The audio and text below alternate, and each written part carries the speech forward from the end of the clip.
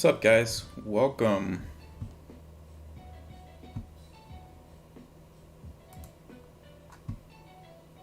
I'm just adjusting some stuff here.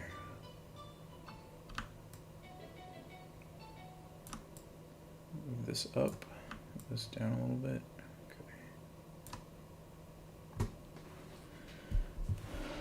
You play the King's Bishop's Gambit. Nice. We're going to do a bunch of King's Gambit study tonight.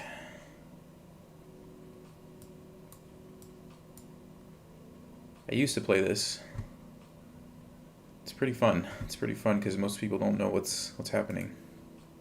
I'm just going to wait a couple minutes, let everybody join, and then we'll get started.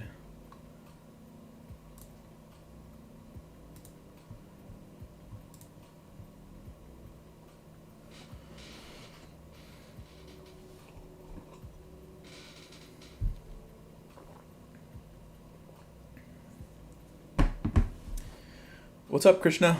How's it going? Hey, Joshua.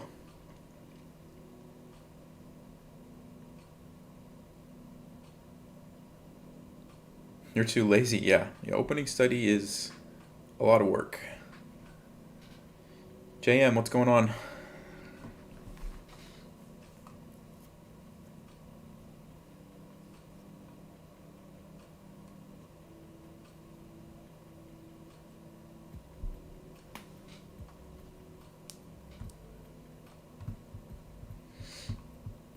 Alright, while we're waiting for everyone to join, I want to show you guys something.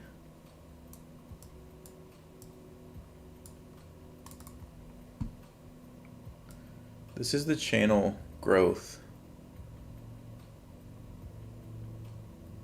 Last 90 days. Look at that. Look at that spike right there. It's crazy.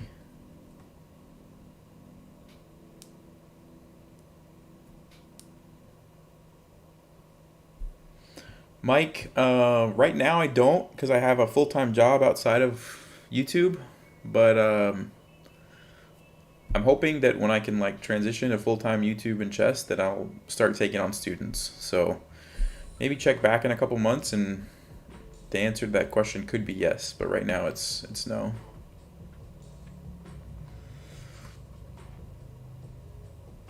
The last 7 days, just been going straight up. It's been crazy.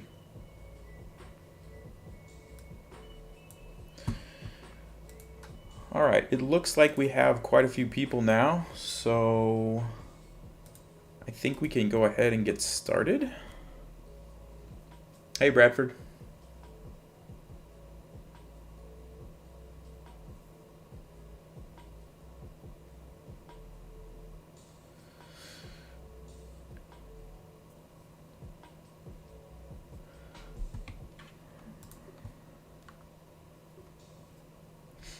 What's up, new name? Yeah, you made it. Okay, knight c3, knight c6. Yeah, I was confused at what you were saying there. So that would be Vienna Gambit, I guess, right? Just Vienna Gambit. Yeah, so it's similar, but a little bit different.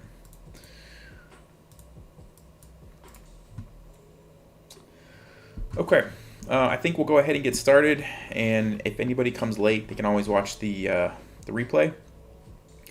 So we're doing another opening study where I go through and kind of walk through the process of how I would study an opening, and today we're doing the King's Gambit. So before we get into the theory, I just want to start with the very basics in case there are any new players here who don't understand why we're playing this move. So one of the rules that you're kind of taught as a new player is don't move the f-pawn if you're white or even black, because it exposes your king.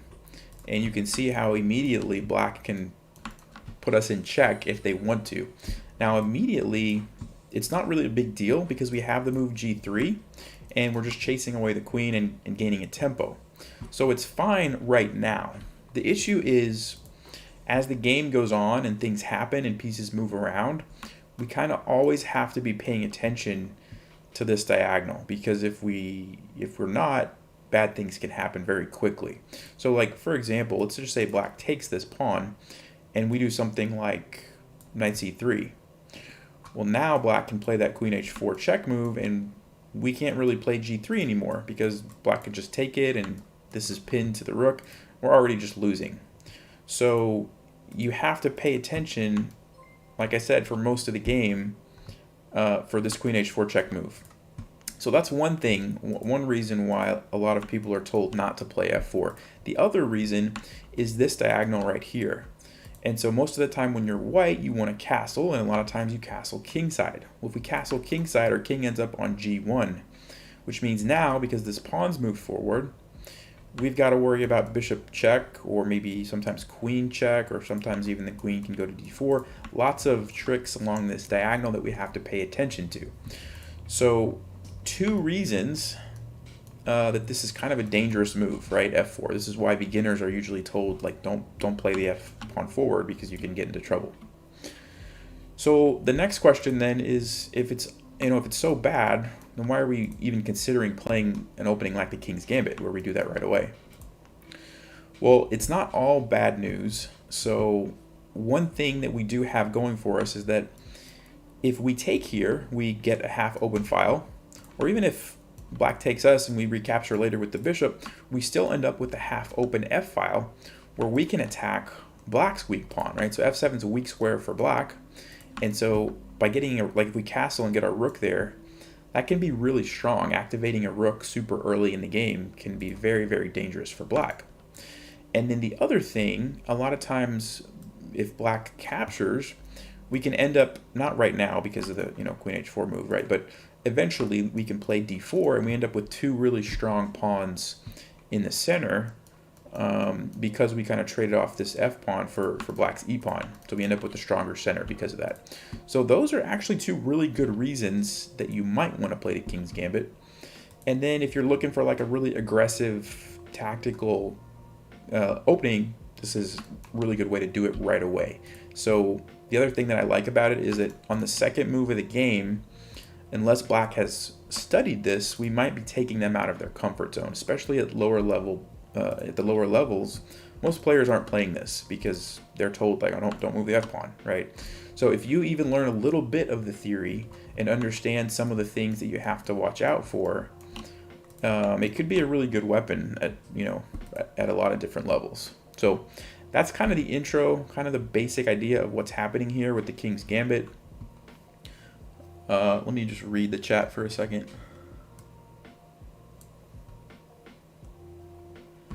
Vienna Gambit? Yeah, we might be able to do Vienna Gambit later. Thanks, Harry. Appreciate that. Corridor, what's going on?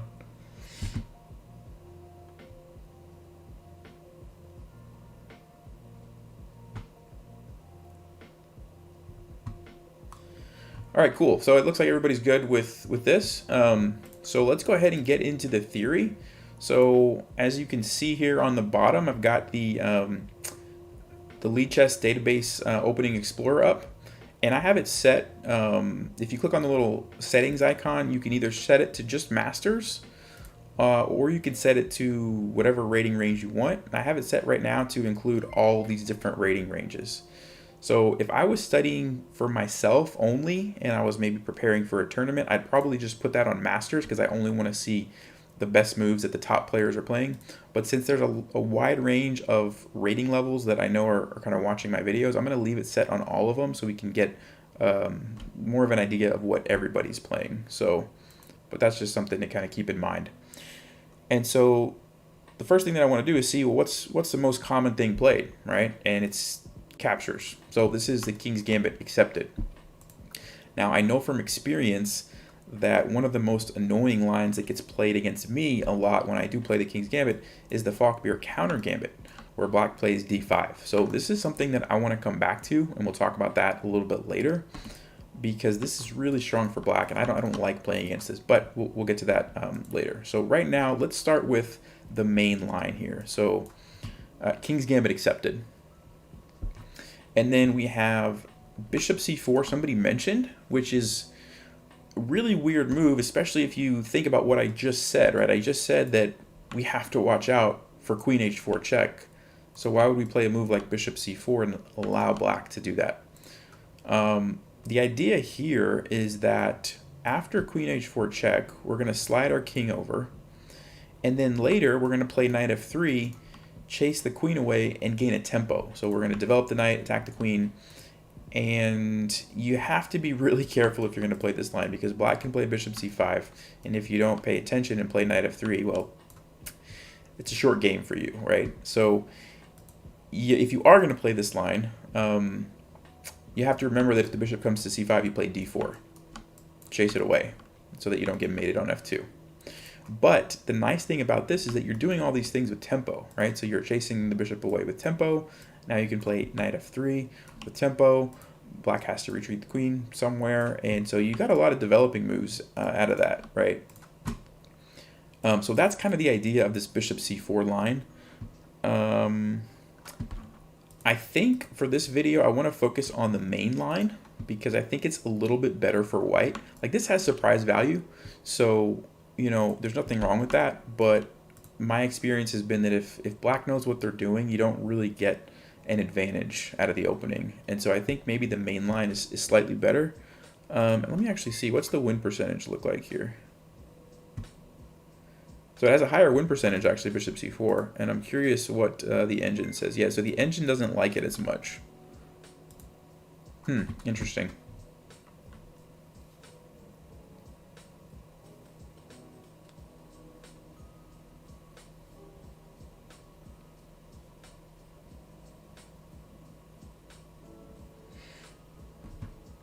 Yeah, Vorador, if we do a simul. I don't know if we're going to get to that tonight, but we'll see. So let's go ahead and go forward with the main line. So knight f3, and then the only time I've actually played the King's Gambit, I did play bishop c4 line. So I'm actually curious myself, like, what the main lines are for the King's Gambit. g5 is the main line. And I'm going to switch back to the Masters just to make sure I'm looking at what the best moves are being played for a second. And then we'll come back to that. Yeah, so g5. Okay. And normally, I forgot to mention this, normally before I look at an opening like this, I pull out my FCO, and I'll just kind of skim through there to see what the overview is. So I'll go ahead and do that real fast. This is the book that I recommend, so I'm just going to open that up and see what is going on.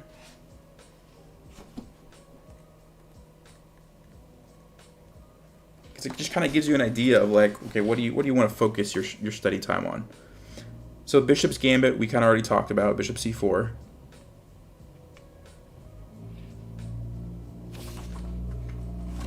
Author of this book actually likes that. Okay.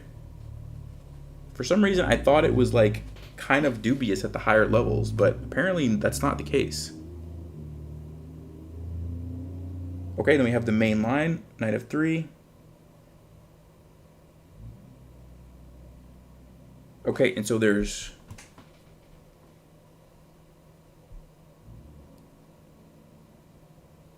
basically 5 lines that black can play here. So we've got g5, we've got d5, we've got bishop e7, we've got d6, and we've got h6. So a lot of different options. So this is why the King's Gambit is one of the trickier lines to play. You've got a lot of choices, and they're all very tactical. So, like, one of the things about positional openings is a lot of times you can just kind of go for the same setup. So, like, take London, for example. You're basically putting all your pawns on the same squares. You're developing your pieces to the same squares, roughly. King's Gambit, it's different. Very, very different depending on what black does. Like, after g5 compared to d5 or bishop e7, you're probably going to get some really different positions. So what I'm going to do is just stick to the main line for a little bit and go through and see what's happening there. So we've got g5 and then h4. And I'm looking at the what Stockfish recommends along with what the main line is. And if there's a difference, I'm probably going to investigate what Stockfish says to see if we can find a sort of lesser known line that's actually really good. So g4 or d5, okay. Knight e5. Okay, it's lining up with Stockfish, so we'll go forward. Knight f6. Okay.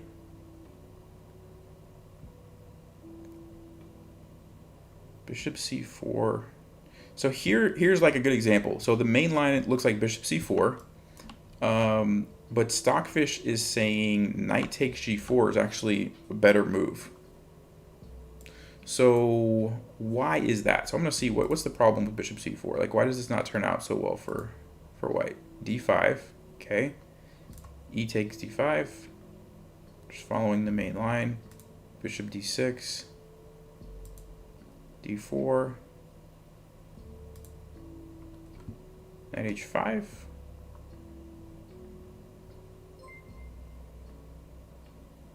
Okay, we'll go with castles. Castles.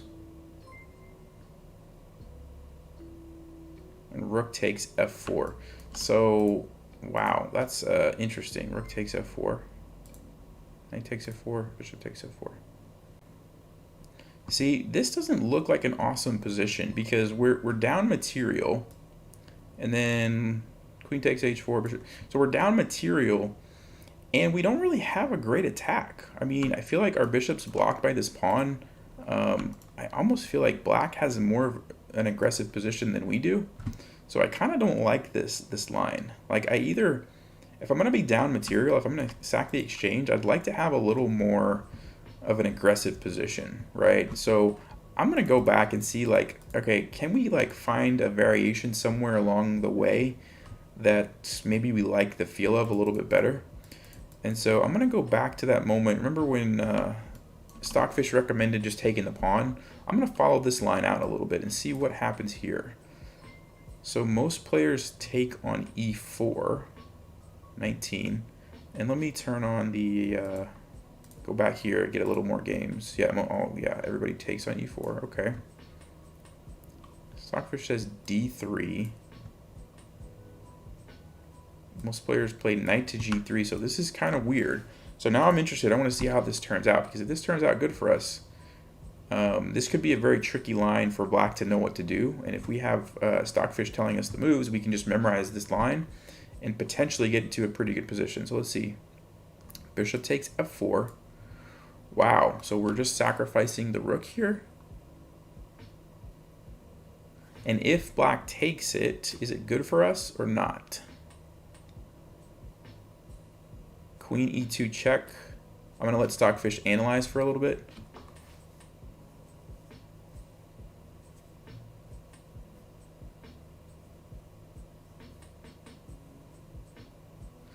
Is there a schedule for these streams? Yeah, every Wednesday night, 8:30 p.m. Central Time.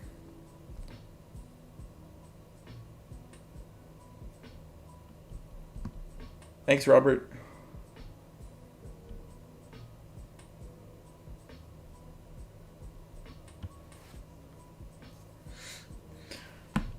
All right, so Stockfish is almost at depth of 26, and it's still on queen e2 check. All right, so that's definitely the move. So queen e2 check. Are we just going to trade queens? What's the deal after queen e7? Knight f6 check. Forces the king over. Looks like that's the only move. Wow, bishop takes c7 check. Oh, that's cool. And then we have a little fork here.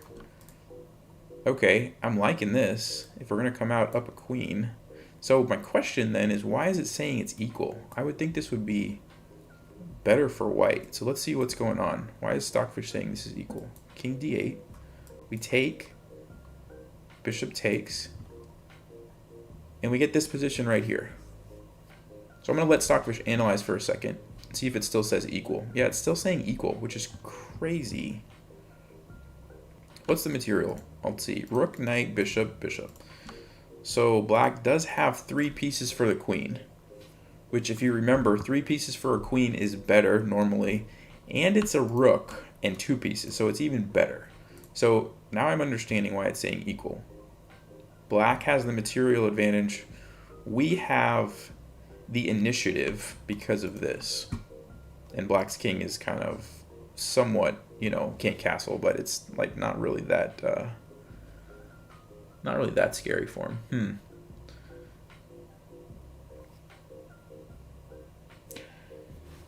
Yeah, so that's why it's equal, because these three pieces... Now, the question I guess that I have is, can we trap this knight? Because if we can trap the knight, then we have a queen for a rook and a bishop, which is better for us. But it looks like maybe we can't trap it. So, alright, so Stockfish is analyzed and says queen f3, which I like the idea. We're going to basically take the knight next move. We can push this pawn forward and then take the knight. So how does black save the knight? Oh, bishop check. Yeah, that saves it, doesn't it? King d2, knight g3 check, and now it's saying it's better for black. So let's back up a second there. So what about queen g4? Because then we defend this pawn. But then we run into d6. Now it's saying queen f4. Okay, so we're still trapping the knight.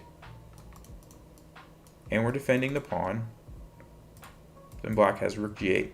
So this is a complicated position. I'm starting to see why, because it's like the knight's not necessarily trapped, because black has lots of options with the pieces.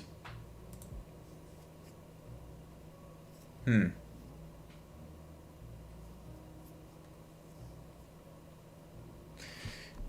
though it's trapped, like, we can't really take it. Alright, well now it's showing an advantage for white, so let's see knight c3.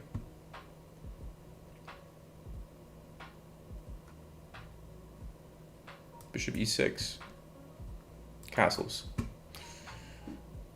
And then the knight can go to g3 and get away, because it's defended here. So, I guess the question is, well, this is what I would ask myself. Do I like the look of this position? Like, would I be comfortable playing this in a game where I'm down, you know, rook, bishop, knight for a queen? I'm essentially down some material.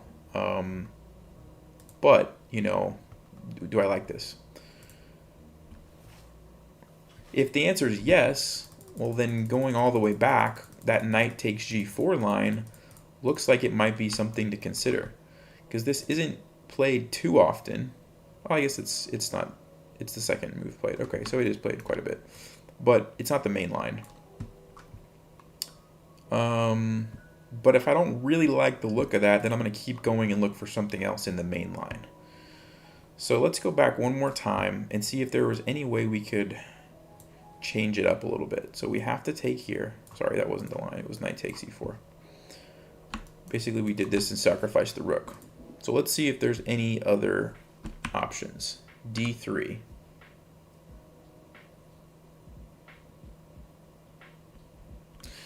And pinning the knight doesn't really do anything because black just plays queen e7 and still have the same issue. Yeah, and Stockfish doesn't like that. So d3, really the only option. Then we have knight g3. And the last time we looked, we said bishop takes f4 and we sacrificed the rook. Are there any other moves that make any kind of sense?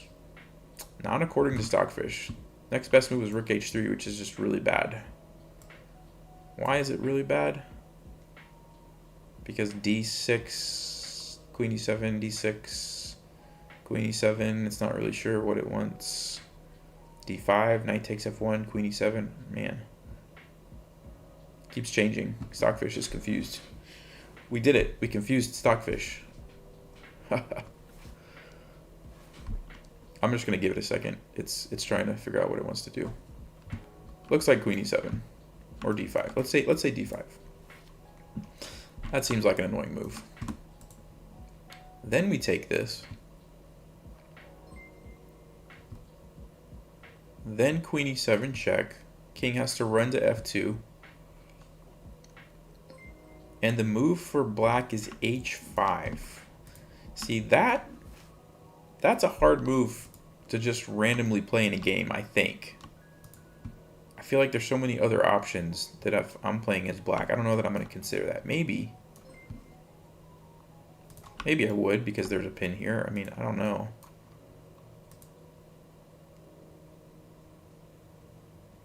Would you guys play this move if you're playing black? Here, I'm going to flip the board. If you're playing black in this position, would you play h5 here?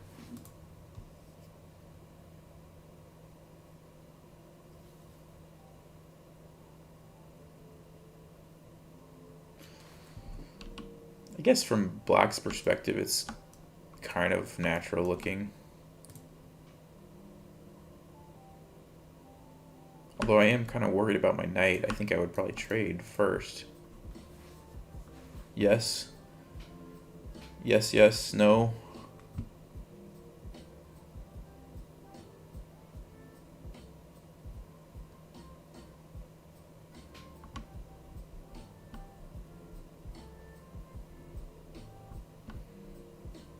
Okay, a lot of people are saying yes. All right, so we'll go with it. We'll go with h5.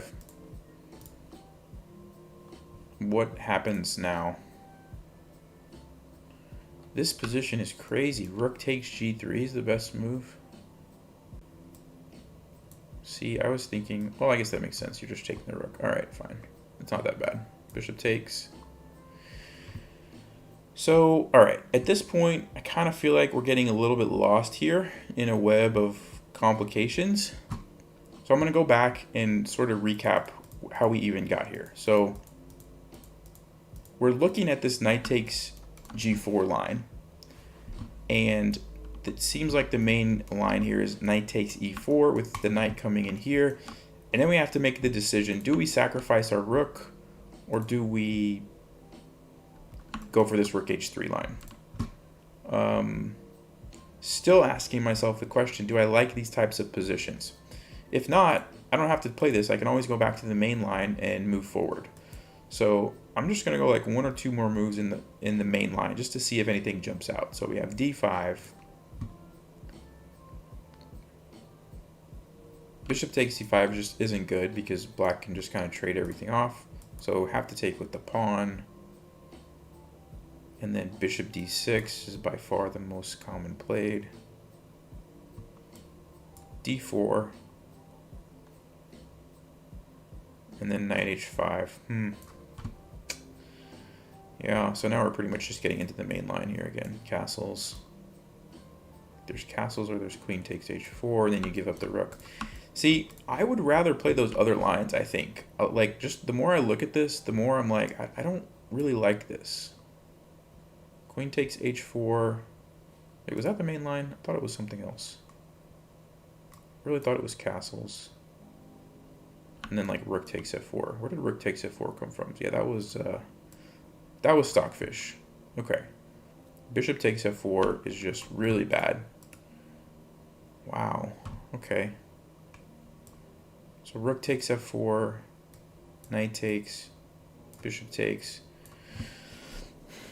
So here's the question. Do we like this position, or do we like the other positions better? If we're white and we're trying to figure out what we want to play, what positions do we like better?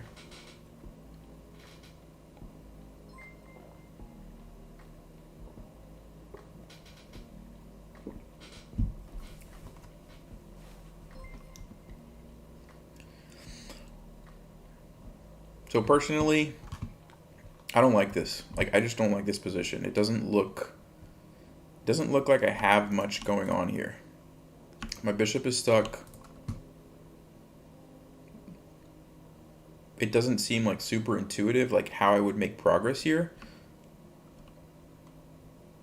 For black, I mean, it's like knight here, maybe knight f6, maybe the knight can come in.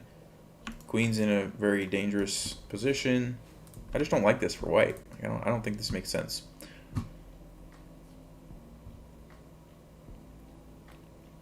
Yeah, so somebody mentioned the bishop's gambit. So now that we've kind of looked at this, we're kind of like, okay, it seems like black gets into some nice positions with some of these lines. Let's go back and think about the bishop's gambit. And another benefit, now that I'm talking through this, of the bishop's gambit is that after knight f3, we only looked at one line, right? We looked at g5. But remember I said you've got d5, you've got d6, you've got bishop e7, you even have h6, which are all viable lines with theory behind them. That's a lot to learn. So by going for this bishop c4, we can cut back on that. I think this is why I actually played this in the past sometimes, because I probably went down that rabbit trail before and decided, you know what, I don't know if that's actually worth it. And so maybe that's why I played bishop c4. It's been a while since I've played the king's gambit. So let's go ahead and jump in and look at this line a little bit and see what's going on here. So the most common move is Queen H4 at kind of all the rating levels, but I want to check what the masters played because I feel like it might be something else. Yeah, so at the master level, Queen H4 is not played very often. It's the third most common move because most people are aware of the fact that you play King F1 and then you play Knight F3 and you have to end up moving the queen later, and white gains some nice tempo there. Tempi? I think somebody said tempi. I don't know.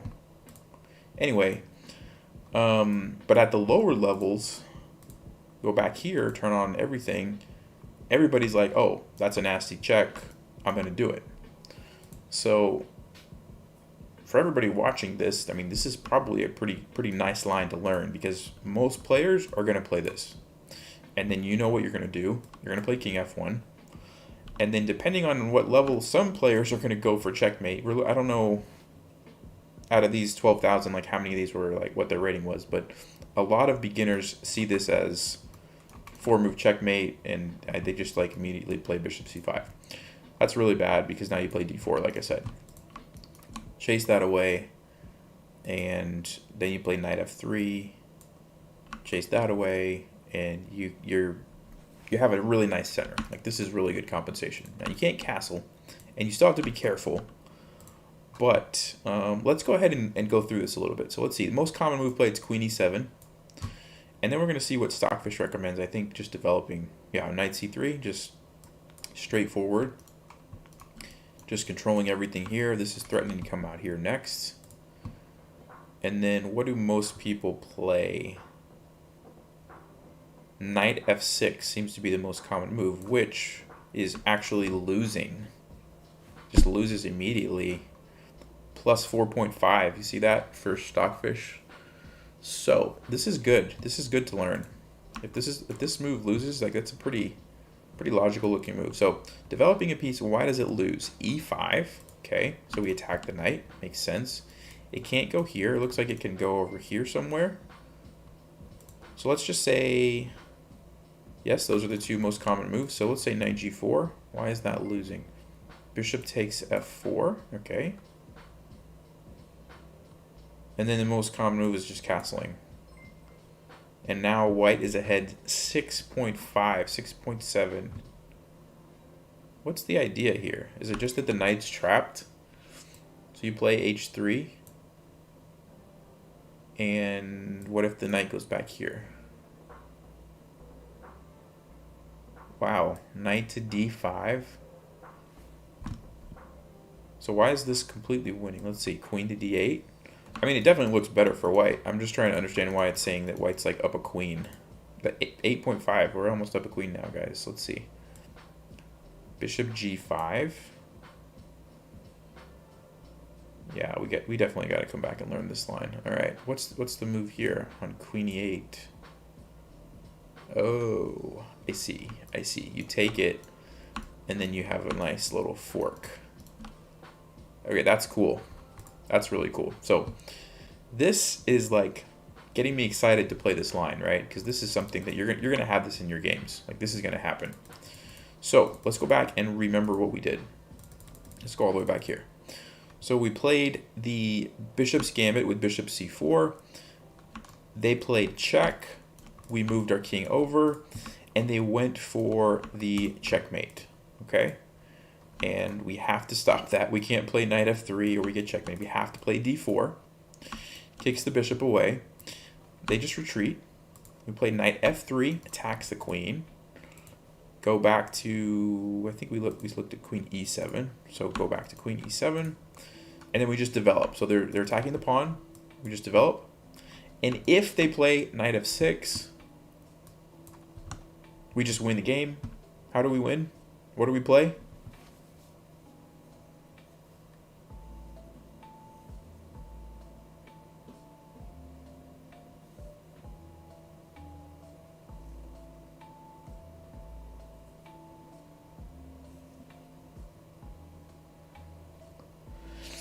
What's the move? What's the winning move? Oh, maybe I should turn off the engine. Everybody knows now. Sorry.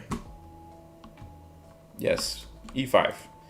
And the point is that this knight has nowhere good to go. I mean, there's always back to g8, but that can't be good, and I don't think anyone's actually going to play that in a game, right? They're either going to go here or here.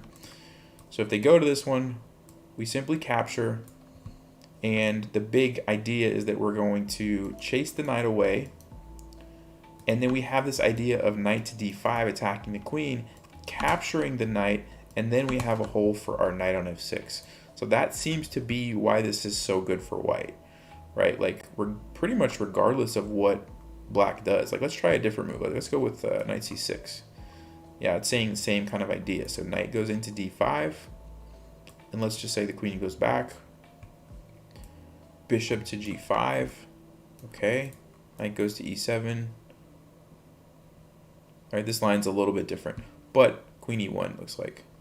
Okay, but the point is we've got ideas of h3, chasing the knight away, and then maybe trading it. We've got knight d5 and bishop g5. Against almost anything that black's going to do, it looks like we're going to get into a really good position. One move we didn't consider is d5, which is pretty common in the King's Gambit. Let's check that. Yeah, we just take it, though. It's not really good here. Let's say queen goes back to d8. Again, bishop g5. So same idea. Knight d5, bishop g5. This is what you want to remember.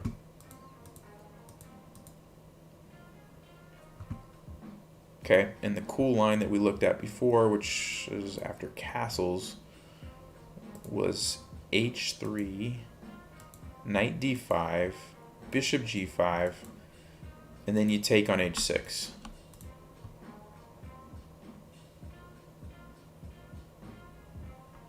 Engine actually likes knight f6 first. What's the deal here?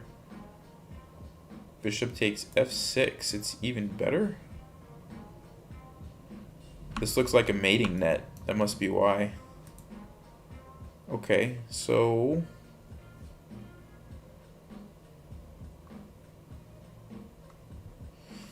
I'm going to do one thing. I think this will be a good learning exercise. So I'm going to turn off the stockfish for 1 second. And I want to quiz you guys. So let's just say I'm playing black, and I play the move knight to f5. What do you play as white? What do you play as white, and why?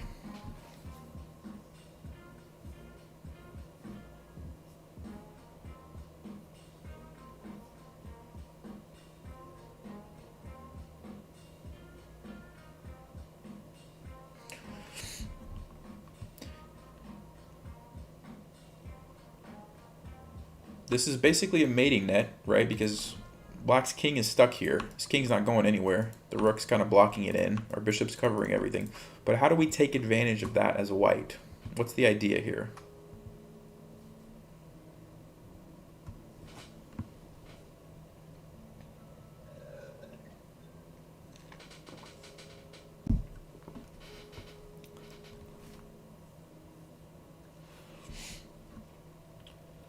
Okay, so I'm seeing a couple people are saying queen d2, and then a couple other people are saying to move this knight, either knight g5 or knight h4. So the knight h4 is a good idea because you want to get the queen here, but it looks like there's a little tactic. Let's see if black captures. I don't know if this actually works because knight g6. Although that does look like it's... Let's see, is there a way that black can stop that?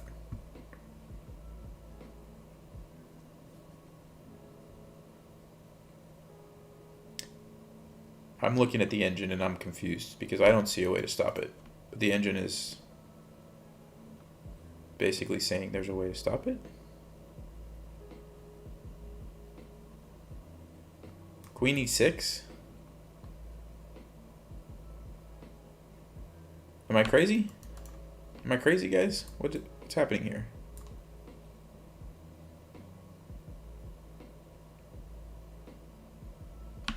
Wow. All right. So we stumbled upon another learning opportunity in the middle of our learning opportunity. Why is this position not just winning for white.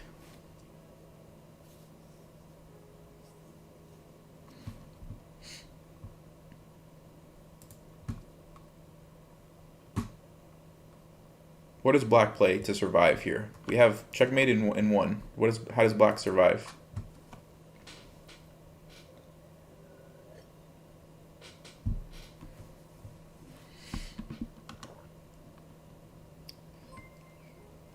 Okay, so people are saying queen takes f6. Queen takes f6 is not going to do it because after we take with the pawn, we still have the same way to win. So that's not the move. Yes, so queen takes c4 is the first part of this puzzle here. And then what if we just move our king, let's say, to e1? How is black surviving?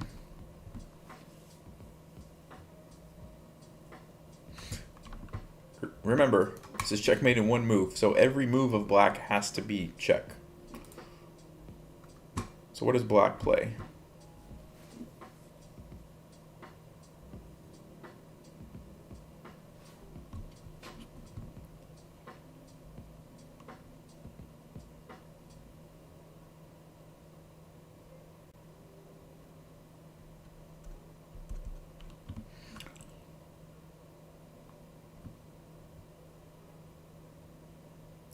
Yep.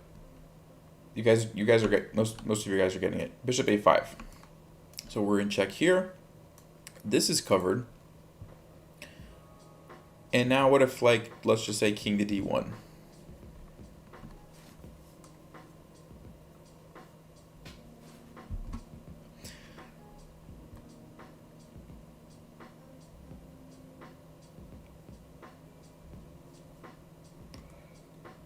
This is crazy because when I saw this, I thought for sure there was checkmate and there was going to be a way that we could get away, but turns out it's not the case. Yes. Yep, everybody is spot on here. So queen takes d4, correct, check. And now we have to make a decision. If I'm playing this, I'm going to probably come over here and try to hide this way.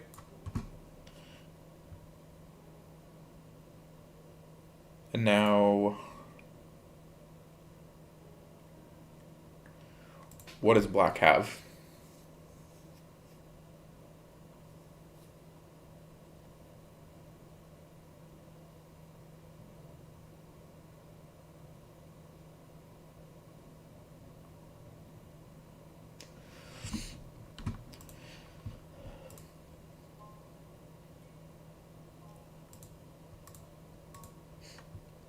Yeah, so everybody's basically saying bishop d2 is one move. It forces queens to trade. It's not the best move.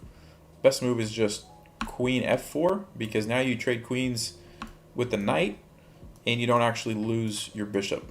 So queen f4, now we have to take it and black survives. So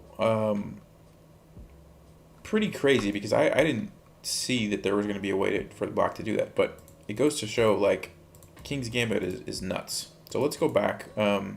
Somebody said, why not just take the queen? Yeah, so that's a good point. When black played queen e6, we didn't have to go for that.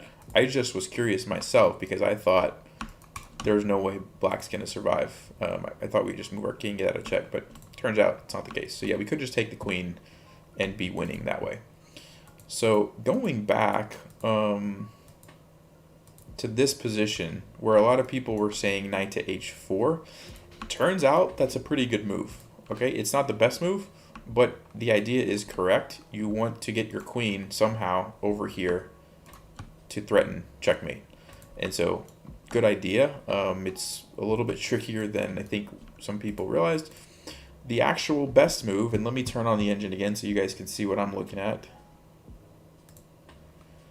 is queen to d2. And so instead of moving the knight, you're just directly going for this g5 square, or maybe h6 if black's knight ever moves. So we're going to g5, and then we're gonna mate here.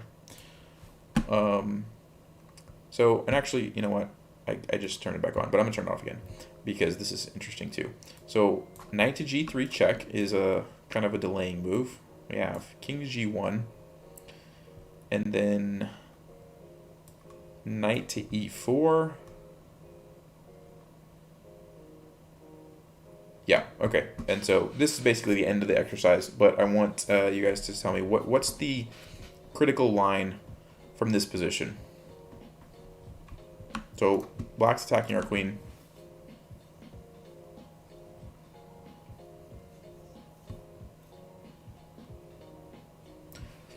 Oh, hide the notation. Yeah, I can hide the notation too. Although I don't think that's giving away anything right now, but we'll turn it off just for a second.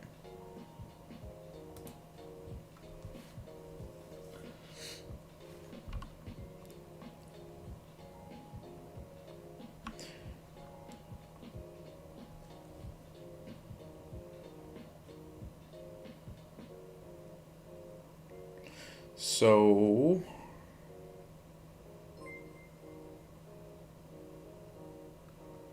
yeah, everybody basically has it, I think. So queen h6, and this is a pretty common mating pattern that you want to remember. If you can ever get a bishop on f6 that's defended by something, particularly like a pawn, and black's king is right there, a lot of the times it's going to be mate if you could figure out a way to get a queen, or even if we had a knight here, it would be checkmate, right? So definitely want to pay attention to this. But yeah, the point is that after takes, we recapture with the pawn, and there's no way black can save himself. Now he can delay it a little bit by throwing in some random checks here, right? Like bishop takes d4 check to delay it a little bit, but we can just capture it.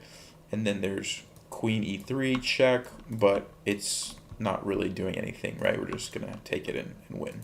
Now, if we blundered and played king h2, well, then we're losing, right? But yeah, you guys got it. So that was the idea.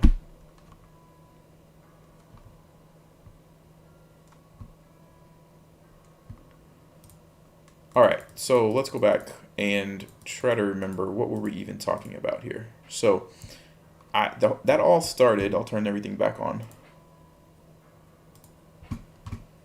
That all started because I was curious why Stockfish was saying knight to f6 check. Because I was thinking in my head, like, I'm just going to take the knight, and then if takes, I'll play here. But I'm always curious when Stockfish says a move that I'm like, wait a second, that doesn't make sense. It's usually a pretty good exercise to play out the moves like we just did, follow them out, and you can usually learn something pretty valuable. Like in this case, if you've never seen this mating pattern of bishop f6, now you know, right? Like you get a mating net like this, and there's tons of ways to win this. You can play queen d2 later, you can move this knight like people said. Basically any way to get your queen over there, and you're gonna win. So super helpful to see that.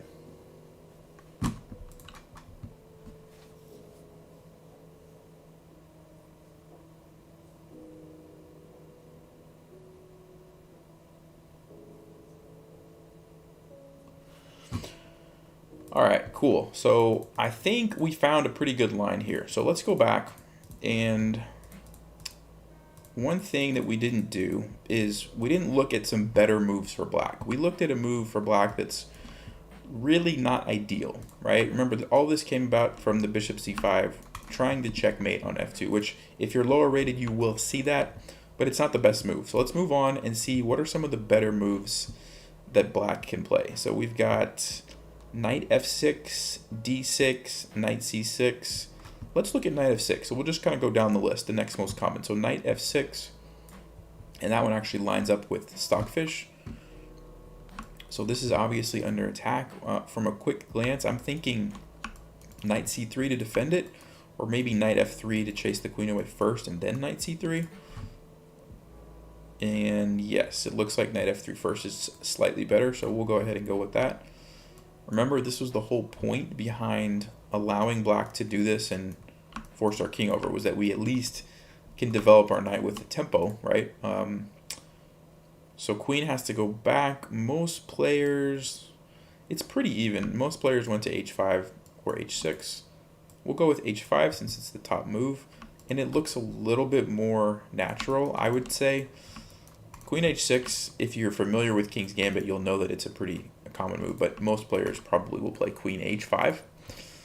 And then what do we have for white? Most common move, yeah, knight c3, so we're just defending the pawn. All right, so that's pretty straightforward. And now it really starts to branch off. There's not like a super common move that everybody plays. So what that tells me is most players here from playing as black, they don't know theory at this point. That's why you can see all the lines are kind of, there's a lot of variety because players, like, they're just out of their study. So let's just go down the list. Bishop b4, not a good move. Okay, why is that the case?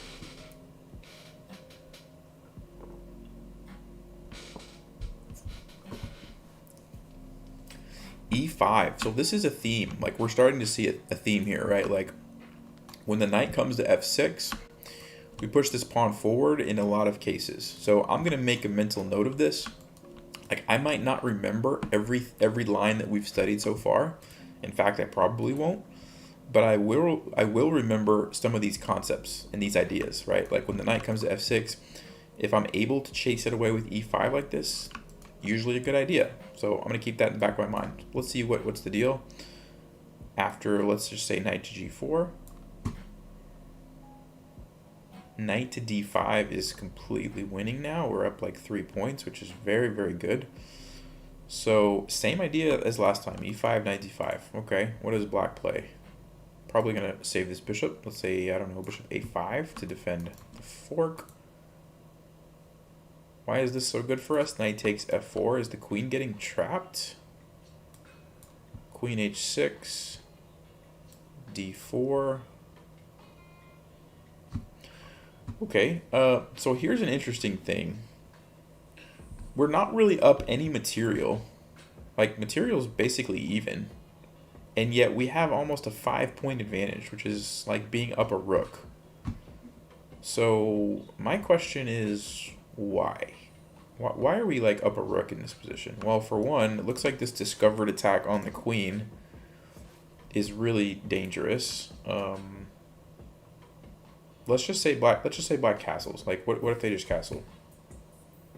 Can we do something here? h3?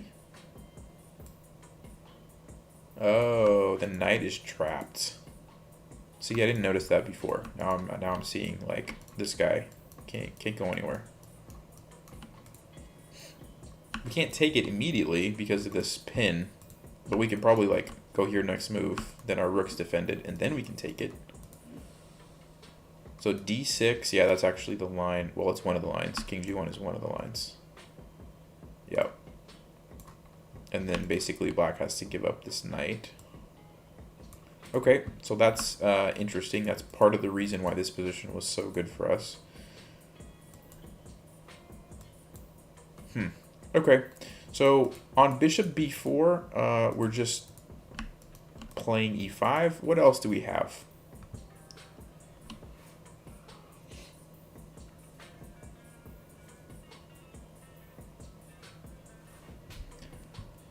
c6.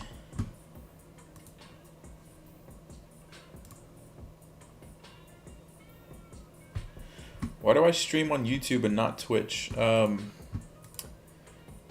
You know, it's a good question. Most of my audience is from YouTube right now. I don't think anyone on Twitch knows that I exist. And I just haven't had time to set it up and try it over there. So that's on my to-do list, like experiment streaming on Twitch. I just have a lot of things on my to-do lists right now, so we'll probably get there one day. So c6 looks like the idea is black wants to play d5. So what can we do about that?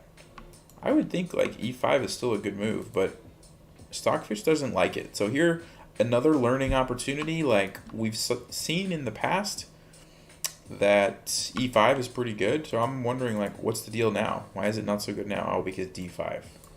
Right, okay.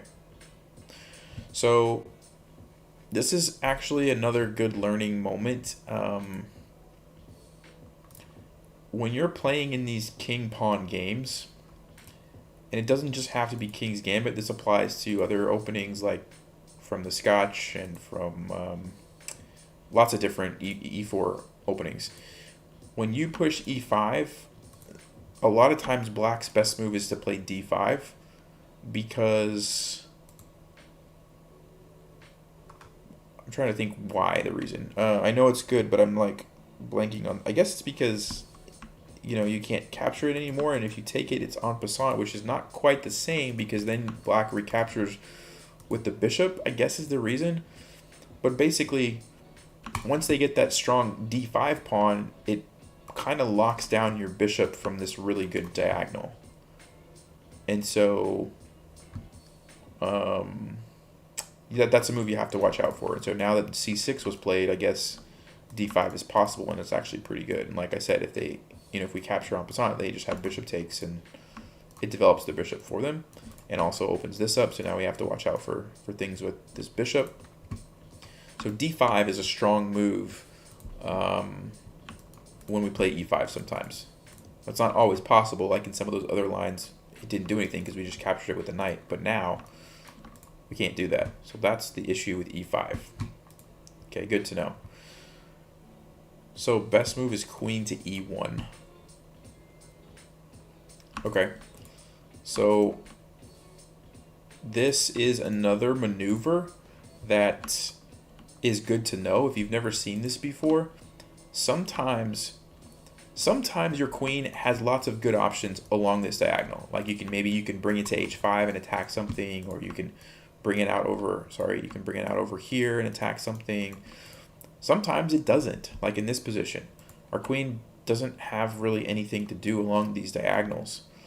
And so a simple move that you can play, which sometimes is really good, is just slide it over one square. Especially in this opening where we've shifted our king over.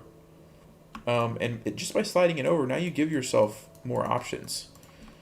And so you're lining up on different files, you're on different diagonals, and it just kind of changes the dynamic of the position with just one simple queen move. So keep that in mind as like, if you're stuck on what to do, that's something to think about.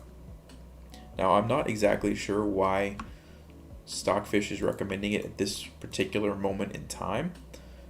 I'm guesstimating it's because we want to have a good response to D5. Yeah, that's probably why.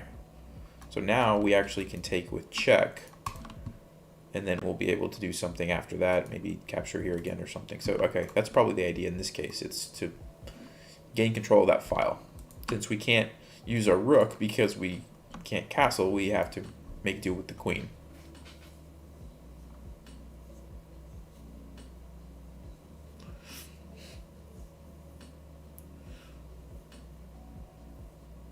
What's up, X-Rage? What's up, TDS? Yanni, what's going on?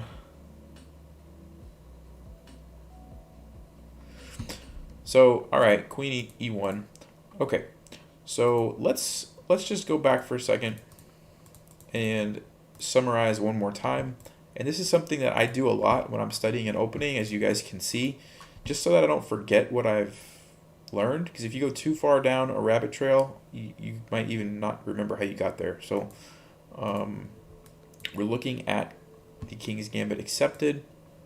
We decided to go with these bishop c4 lines, so the bishop's gambit, because it looks like it just kind of, the other lines in the main line we weren't really liking, right? So we're gonna go with the bishop's gambit. The point is that after the queen h4 check, we're gonna slide the king over. We know we get into a good position after bishop c5 by playing d4, preventing the checkmate. We looked at some cool lines there where we chased the queen away. After the knight came out, we played e5. All right, cool, remember that. Now we're going through, we're looking at other options that black can play. And so right now we're on knight f6, and then we just simply attack the queen and then defend our pawn, okay? All right, so is there any other popular moves? So I'm gonna go back here. Instead of knight f6, what else do we have? d6, okay. So let's just look at that. Does anything major change here? Not really. So I'm seeing knight c3. I'm seeing knight f3 as an option down there too. So let's say knight f3. Queen h6. d4. And so this is kind of straightforward. I'm not super worried about this because most of these moves are common sense moves, right? We're going to control the center. Let's just say knight f6. I'm assuming we're just going to play knight c3. Yep, that's fine. Bishop e7. g3. Now that's not a move that I would play in a game. Nope, no chance that I would play that in a game. So pop quiz for the chat. Why would I not play this move in a game? Now obviously Stockfish likes it, so there must be some merit to it, but why would I not play this move?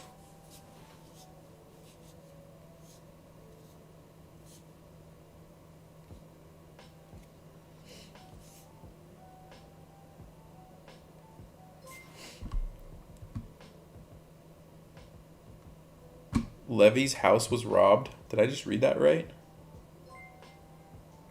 I did not hear that.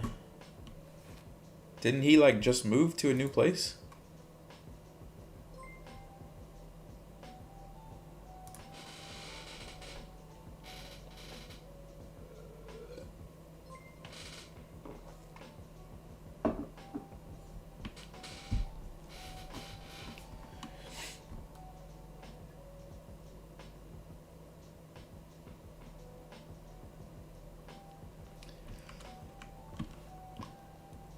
Yeah, you guys are right on. Like, if when we play G3, there's no going back on this diagonal. There's no going back from that. And so that's why I'm like, what is happening here? Like, that's not a move that I want to play. I mean, there's all sorts of craziness. We don't even have a good way to deal with it, right? Like, bishop h3 check. We got to move our king over here. I mean, this just looks, oof. I don't like that. Like, at least here, I don't know. We have some cover, right? Like, this diagonal we don't have to worry about at least. But, man, that's just, like, a scary move. So, this might be a line that I would go back and study some more. Just because when Stockfish recommends a move like that, it's pretty scary. So, we've got that. You know, there's a couple ways you can approach the King's Gambit like this. If you're really good at memorizing stuff and you have a lot of time on your hands, you can go through one at a time and just learn like these lines and just memorize like, okay, you know, if bishop c4, I know that the move is d4 because I've memorized it, and then I know that after this the move's knight f3, and then you can just keep going down the list. That's pretty difficult for most people, myself included. What I recommend you do is everything that we just looked at, forget about all the specific lines and try to remember the concepts and the ideas. And I think for most people, that's going to get you further than trying to memorize everything. Because if you try to memorize everything, if you mess up one move, you might be in trouble or something. So by remembering the ideas, like don't get checkmated on f2. Use knight f3 to gain a tempo and attack the queen. Bring your knight out to defend this, and if they play knight f6, play e5 when you can to force the knight to go into a bad spot. Those kind of things, right? Like if I need to relocate my queen e1 to go on a new diagonal and to control this e-file. Those are the things that I'm going to try to take away from everything that we just studied.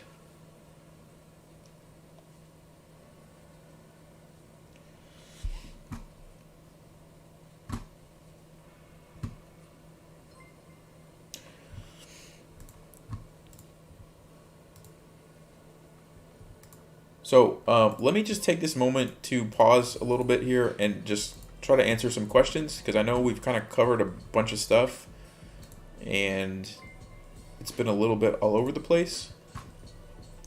So any questions that you guys want to ask, go ahead, throw them out there.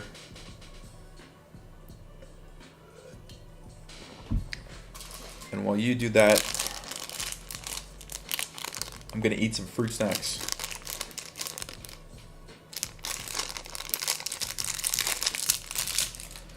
It's a little known fact. Fruit snacks actually help you play better. You don't believe me?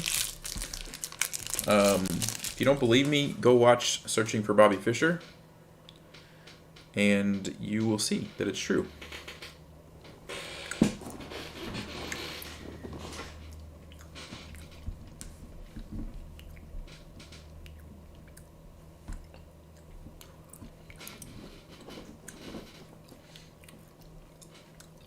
Is it worth not being able to castle? So, good question. I think it is. Because, first of all, you get some surprise value as soon as you play this move. People are like, ooh, King's Gambit. It's not a move that everybody plays all the time. So that's one thing. And then, if they take it, they're probably expecting you to play Knight F3, the main line. And when you play Bishop C4, there's like some more surprise value. And then they're like, ooh, I really wasn't expecting that move. And so at this point, I would venture to say most players, like probably 90% of the players that you guys will face, aren't going to have seen this before. If so, they maybe have only seen it a couple times. They're not going to be experts on this. We're looking at like the absolute best moves that Black can play.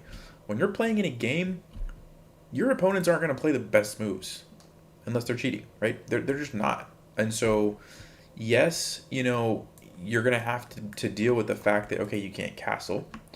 And if you've never played in an opening like that, it's going to be kind of weird. But you're going to have some attacking chances. And you're going to have some things that, we looked at E5, and you know, if you can take this pawn back, you get all your pieces out, you have a nice center, you're going to have chances to win the game. So I think it is worth it. You do want to practice your tactics if you're going to play King's Gambit. But, yeah, I mean, you have a lot of compensation.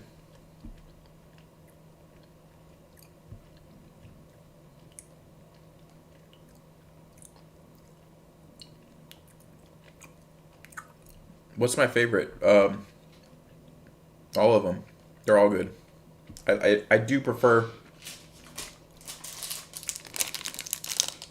Welch's. They just taste different than like regular fruit snacks to me. So I only eat these.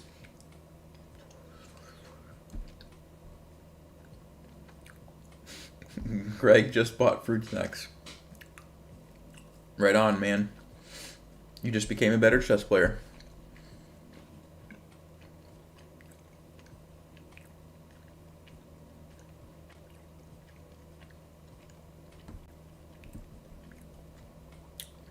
Am I looking at declined lines at all? We're going to look at the Falkbeer Counter-Gambit in just a second. Probably won't get into other declined lines tonight.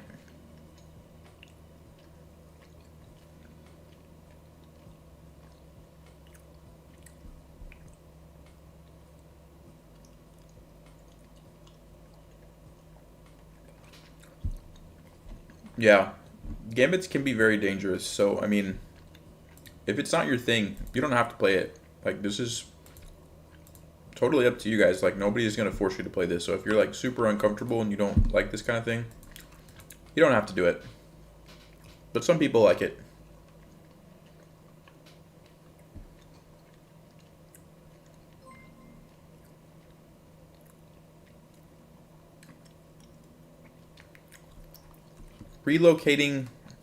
Relocating the king to the queen side. Yeah, the issue with that is once the game goes on in the King's Gambit, you don't have like a ton of time necessarily. Like, it's going to take you a while to move the queen somewhere and then move your king over here and maybe move that pawn or move your bishop and move it. It's going to take a lot of moves. Probably don't have that. So usually you just have to end up, you know, going for it with like your attacks. So you play d4, you try to get a good center, you try to get your pieces active, and then you look for tactics. You look for tactics to attack the queen, to sacrifice on here, to get your queen involved. There's so many different tactics, so it is definitely, it's not necessarily beginner friendly, but then it's not beginner friendly for your opponent either. So depends how you look at it. New sponsor. No, I'm not. I'm not sponsored, but I should be because then they'll probably send them to me for free. Why don't computers recommend gambits? Because when you give up material with perfect play, the player who has the more material is going to come out on top eventually. Like eventually pieces get traded and the person who's winning material is going to win. But in practice, humans who are playing chess, naturally, it's just harder to defend than it is to attack for some reason, for most people. It's like easier to find sacrifices that can help you win than it is to prevent sacrifices in every case. And so I think being aggressive can help.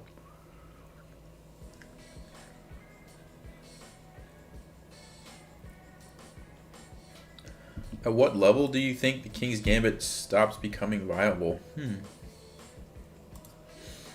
I mean, I wouldn't say that it stops becoming viable at any level.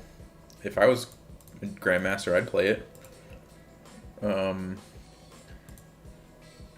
The only thing I would say about playing it at the Grandmaster level is I would want to have some sort of line prepared. So, for example, remember earlier we kind of looked at knight takes g4 line, and then we sacrificed the rook, and we also looked at rook h3. Maybe I would like really study that line in depth and plan on playing that specific line against an opponent who I knew played, you know, that line or something. That's the only thing. Like if I'm playing at a GM level, I would want to really prepare for my opponents and see like what do they play against the King's Gambit. Sorry, I don't know what I'm doing here. Because you can really get a nice advantage by doing that.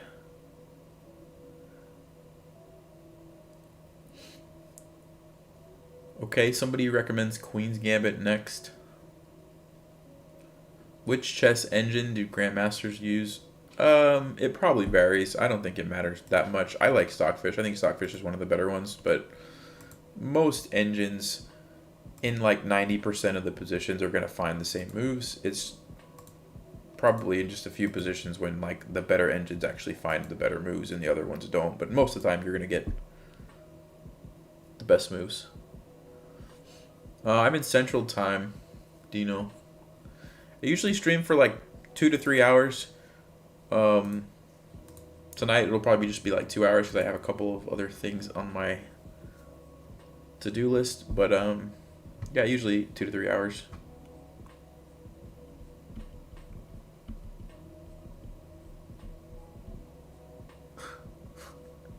Hot tub stream. When will you become GM? Yeah, I mean, I don't know. I haven't tried to become a GM. I was happy being a master, and I just kind of stopped playing chess after college, and then now I'm starting to play more. So we'll see. Maybe that can be a thing.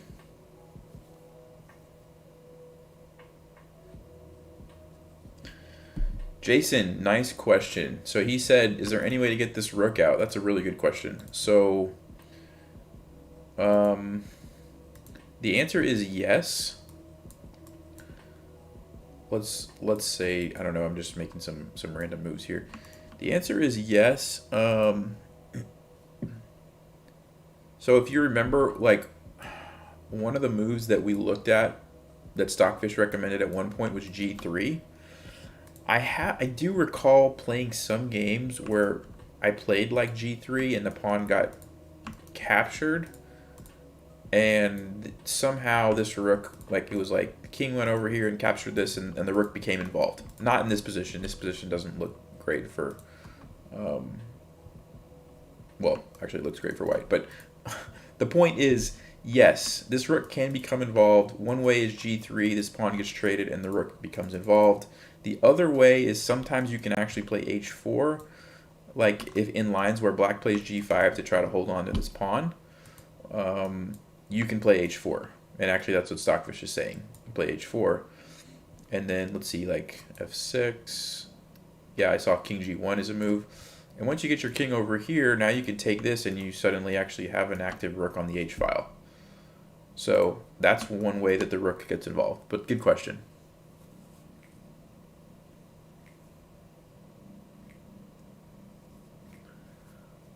William likes to play King's Gambit in every game. Alright, I think we got most of the questions. Vordor, I'm a bullet. Yes, I am. I am pretty much addicted to bullet. I don't really play longer games. I don't have time to play longer games. I have lots of like 5 and 10 minute chunks of time when I can throw in some bullet games, but I don't have like an hour to sit down and play a 30-minute game. So, okay, I want to cover the Falkbeer Gambit because I said we would do that. So let's move on and do that before I run out of time for tonight. So d5. If you remember one of the recent videos, I talked about d5. It's really good. It's a really good move for black against f4. It's just like almost always really strong move for black. And I don't know, how do we want to approach this? Let's try to find a line that's kind of not normal. So let's go to the Masters for a second, and I want to see what these guys are playing. So everybody's playing e takes d5 or knight f3. Okay. Both of which are the top 2 moves that Stockfish recommends. Can we find some other crazy move? Like, is d4 even playable? I'm trying to like come up with my own gambit here, my own never before seen gambit. That's not terrible. It's kind of wild because there's a lot of options now for pawn captures. You got e takes f4, and I'm thinking something like, is knight f3 even a move? No, because then that's really bad. Okay. Queen e2 is the only move. Oh, that looks old. Captures, and queen e7. Queens get traded. Not really what I'm trying to do in the King's Gambit. I don't like that. Okay, maybe d4 is a little bit overly aggressive. I'm just kind of experimenting with moves that aren't the top moves just to see if we can find something interesting. Knight c3. That's kind of like switching to a Vienna Gambit maybe. All right, let's go at least one move down the main line. So we'll take on here, and then we've got captures on f4, most common move. Okay, so let's see what we can find here.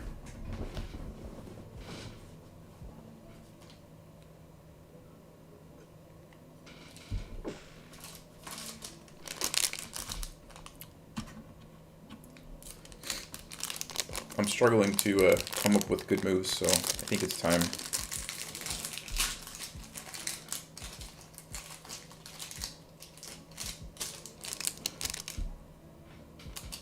Yes, I have a whole stack next to me,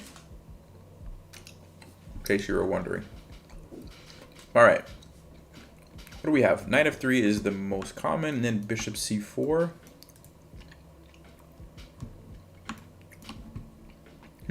Bishop c4 almost looks like we're going into this bishop's gambit line, except in a weird way. So I'm kind of interested in that. Let's see. King f1. Bishop d6.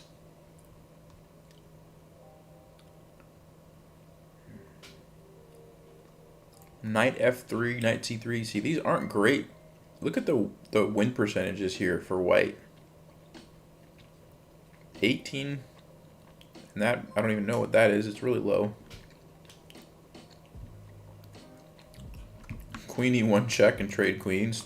Not the point of playing the King's Gambit. Alright, we'll try knight f3.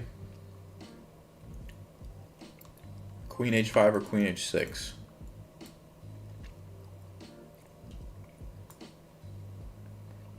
Knight c3.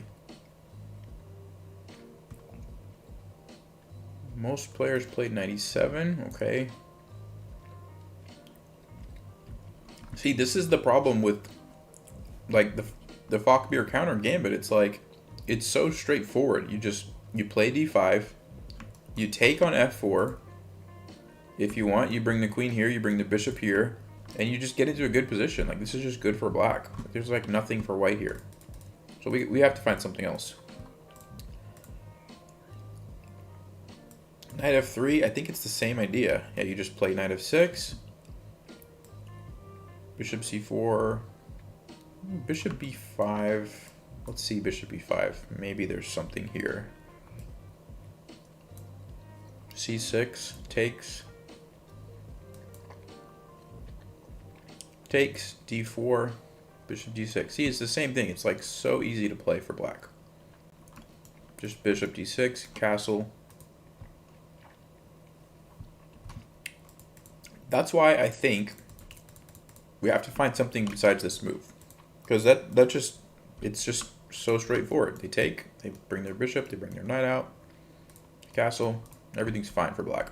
So we got to find something right here besides capturing on d5. It's not bad. It doesn't have to be the best move. It has to be something a little bit unique that can be tricky and take black off guard. So I already looked at d4. King's Gambit's unplayable. Yeah, maybe so. Black just wins. I need suggestions. What do we think? Somebody give me a move that's crazy but could be good here.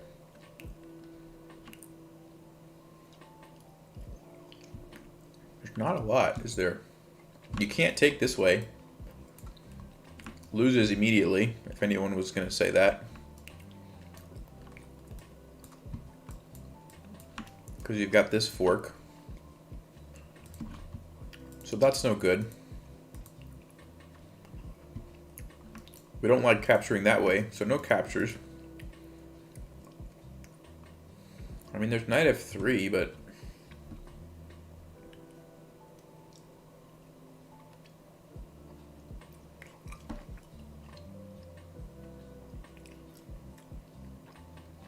anything tricky here is just bad. Yeah, that's the problem. That's the problem. Most of the tricky stuff's just bad.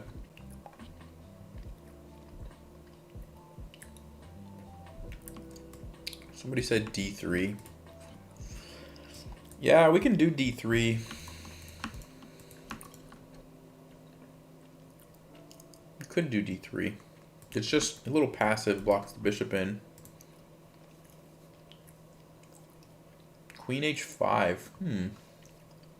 Queen h5 is a move. Let's see what Stockfish says about that. Knight f6.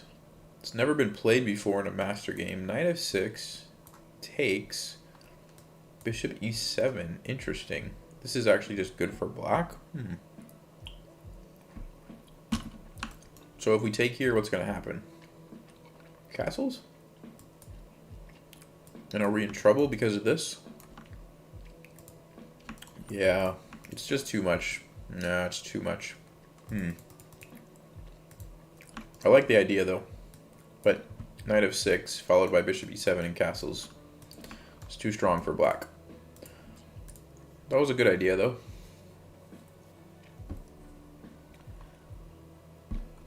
f5. The problem with f5, Dino, is that this pawn is basically gone after this, and the same problem with capturing here on f5 is that the queen's going to come here and get the fork on us. Like queen here, check, here, and then, so that's why we can't do f5.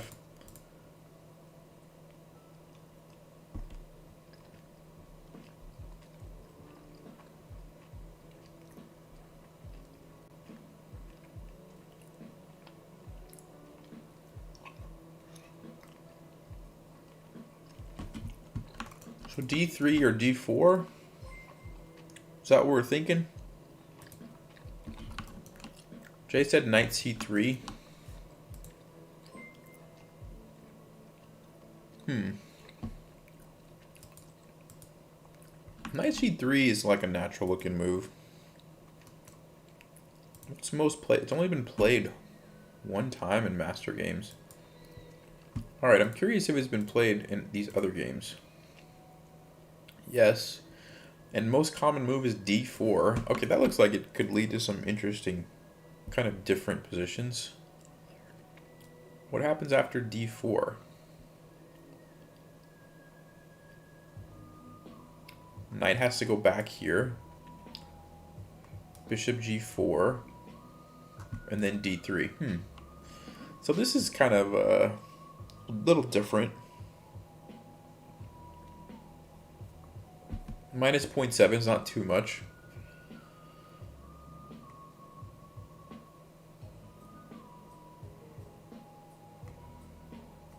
And then, what if they just play the normal kind of capturing move? Do we have a good move here? Then we can take on d5. Ooh, queen h4 check. Now the king has to go to e2.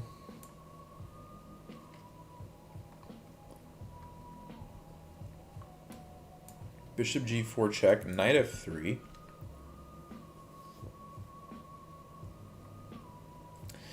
As crazy as this looks, I might be willing to play this. Let's see, bishop d6. And then just d4. We're threatening e5. Most common move played here is c6, okay. And that's actually good for us. We just take the pawn.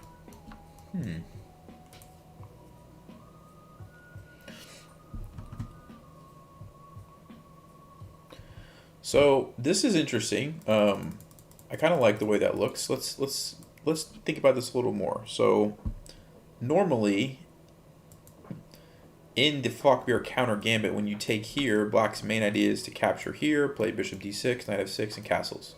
So the first thing that I'm asking myself is, what if they do the same thing against knight c3? They just take here, play bishop d6, maybe knight out and castles. But then we have knight f3, knight e7, bishop c4. This is different. This is a little bit better for white, I think, because the pawn is not there. Normally in the Falkbeer Counter-Gambit, when you take, your pawn is sitting there blocking your bishop, which is really annoying. In this line, it's not, because we're able to take with the knight. That's definitely an improvement for white. So I'm fine with that. We found a little improvement, I think. So then the other question is on d4. This is a move that would not normally be available to black. So we have to study this. Knight d5 looks like it's losing immediately to c6. Yeah, it is. It's just trapped. So we can't even consider that. These moves don't make sense. So this has to be the move. Okay, right? I mean, there's not like... Is bishop c4 even possible, sacrificing the knight? I'm just wondering if we could get some sort of crazy attack going here. No, because queen e7. Queen e7 just defends everything. Okay, so we have to move the knight. All right, that's what I was wanting to see. And then what are the moves that have been played? Knight c6 is most common. f6. E takes f4. c5. Wow, so lots of options. Let's start with the knight here. We can just play d3, okay. Bishop comes out. h3. Looks a little bit scary.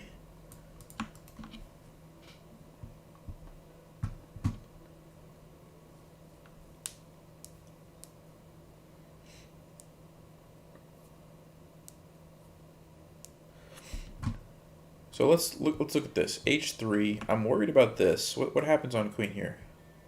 Oh, we have g3. Okay. Because that's defended. Okay. And then we're actually winning. So, interesting. Queen h5, bishop g2. And now black has to trade here because we defended the rook. Alright, cool. So this looks fine. I mean, this looks playable. Let's say they do something else like...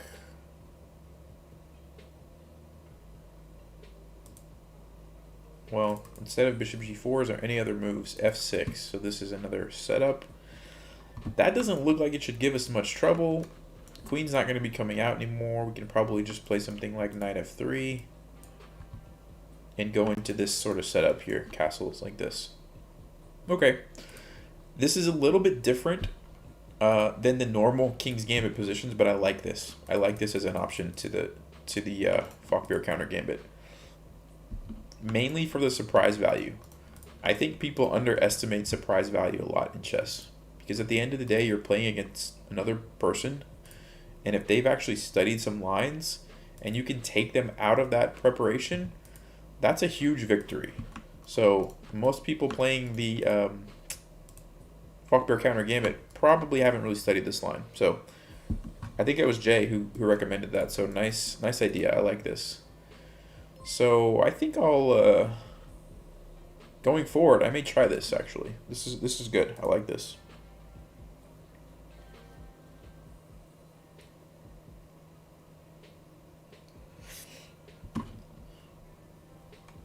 Questions, comments?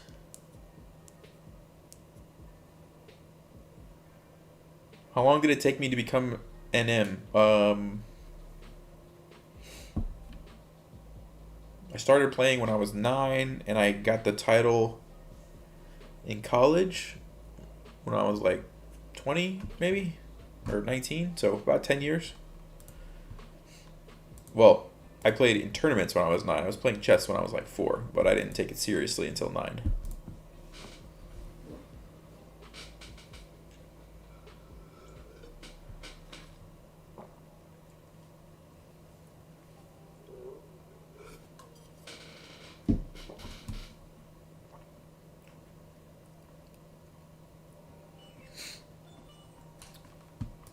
All right. So I hope you guys learned something about the King's Gambit and kind of got an idea of how, at least this is how I learn openings. I'm sure there are other ways to do it. I like to use Stockfish a lot. I like to look for weird moves that aren't bad but are very different and go for some surprise value in my opening studies. That's one way to do it.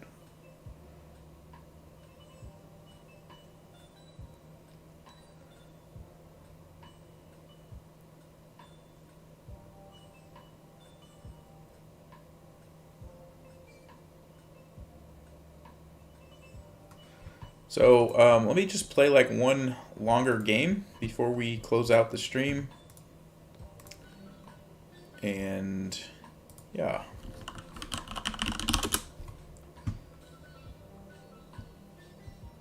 All right.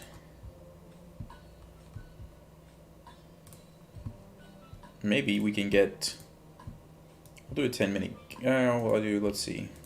I'll do a 15-10, how about that? Let me adjust the board for a second.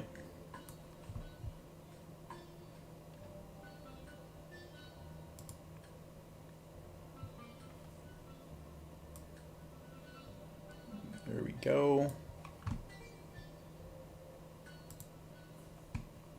All right. See if we can get white and maybe play the King's Gambit. How does that sound?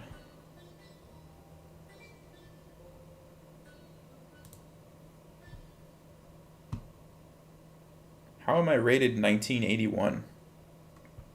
Wait, I remember now. I remember. It was the simul. It was the simul when everybody challenged me with rated games and made me lose on time because they didn't add increment. I remember now. It's coming back to me. It's coming back to me.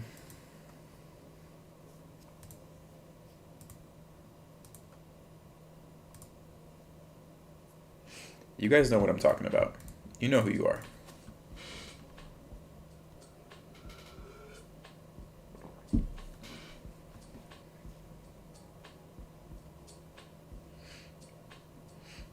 Yes, I'm on rapid. It's a good point. You know what? Never mind. Oh, we're black. I'm gonna abort it. I'm gonna abort it just because I'm gonna try to get one with white. I really want to see if we can get one with white and play the King's Gambit.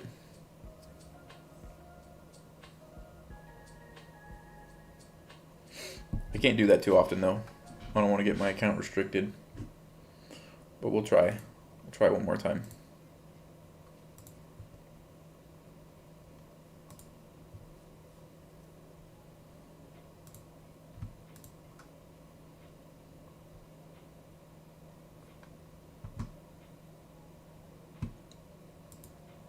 Who's challenging me? Is that somebody watching right now? Oh, we got one. We got one, guys. E4. Come on. Come on.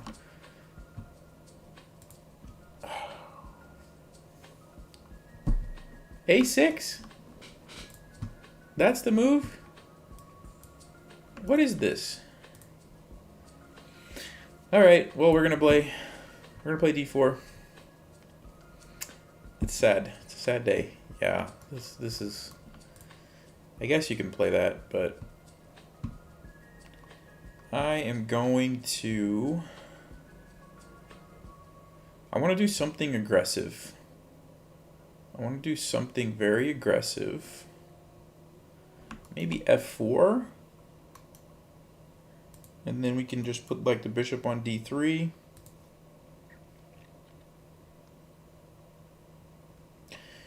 Usually they put the bishop here and then, depends. Sometimes they play like E6, D6. Sometimes E6, C5. Let's play F4.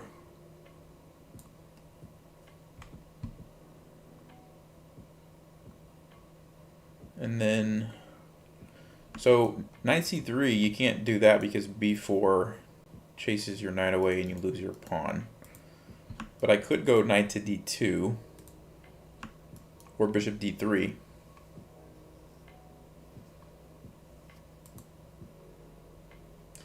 I think bishop D3 looks good. Go bishop D3. Just defending the pawn, this pawn.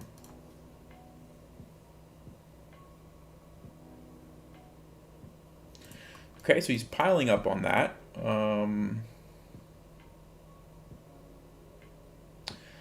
There's knight D2. There's queen E2. I don't think this is any good because we're going to lose a rook over here. So that's, yeah, that's no good.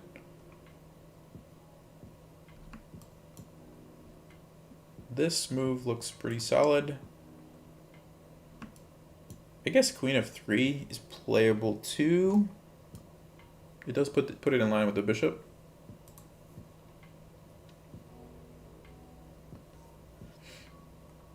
Oh, that was your challenge. Sorry, pancakes. I was gonna accept it. All right, we'll go with knight d2. The only thing I don't like about knight d2 is that this bishop's blocked, but I think we can deal with that later. Or I just go queen e2. Actually, queen e2 is nice because it defends this pawn too. Queen e2 is nice for that reason. What if he plays d5? What am I going to do? That's the move I'm expecting. e5, knight can come in. I can trade. Do I like the way that looks? That looks like a weakness. The pawn could be a weakness, so I think I'm okay with that. All right, I changed my mind. I'm going to go queen e2. Oh, d5. D5, yeah, I could have played d5, but then e6, and I have to decide. It could become a weakness, I feel like, advancing that too far forward.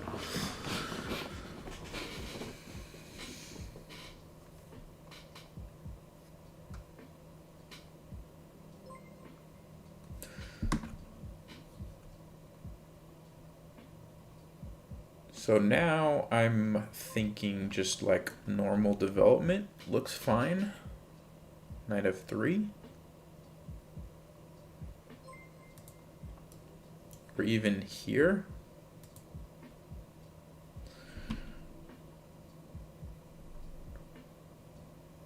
Or I could do something crazy like a4, b4, c4 and then try to play d5. That might be a little bit too greedy, pushing so many pawns and not developing any more pieces. So I'm just gonna develop.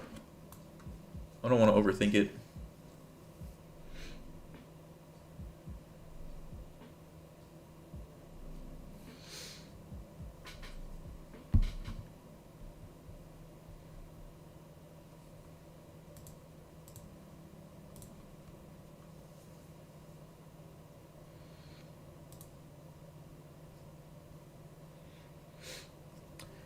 So now I'm thinking, what happens if I go there? Because I can take back with check. So here, if takes, then takes. With check, he has to block with the knight. D6, takes.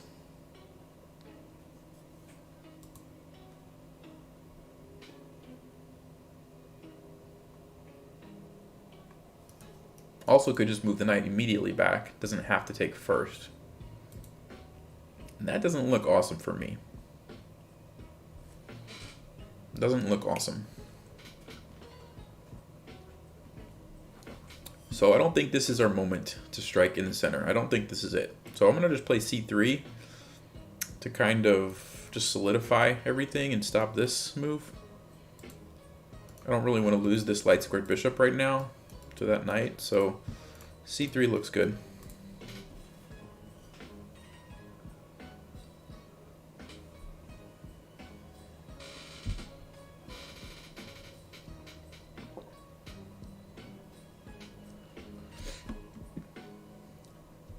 Bad move, c5. Yeah, c5 probably was better for black. I agree with that. Because now, I don't know, I'm not sure about that move. Seems not great blocking the bishop, blocking this pawn. Now the queen doesn't have good squares to go to. What is this move?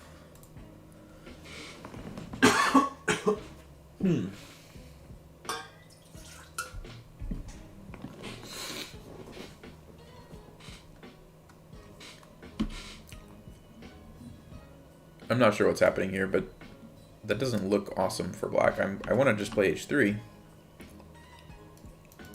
Force it back there. And then play like g4.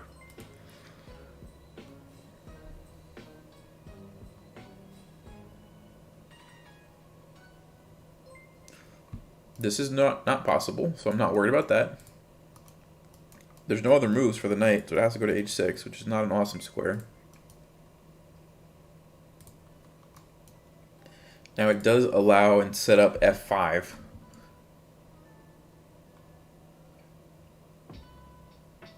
But then I just take it and I have the pin, so we can't even do that right now.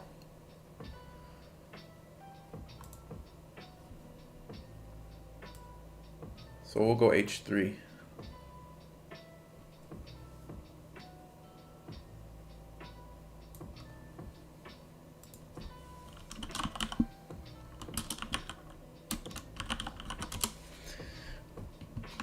I don't know what just happened there. I don't really understand that one.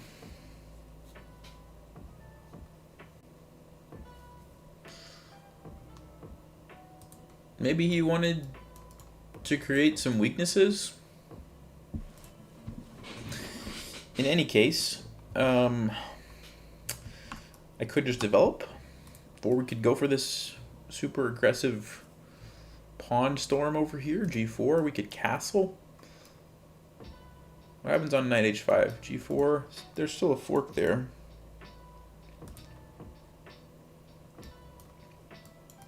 So I'd probably go queen f2. Castling looks good. Bishop, not bad. Or g4. So these are the moves I'm considering. 1, 2, 3.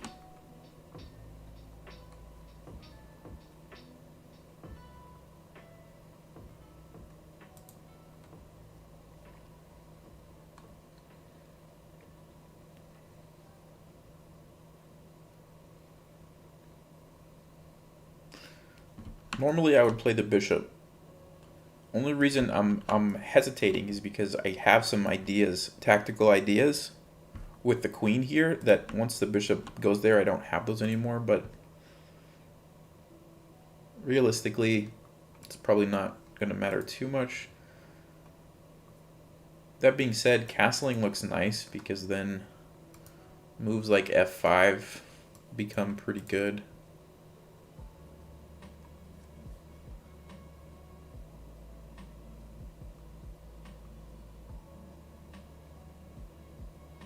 All right, we'll castle.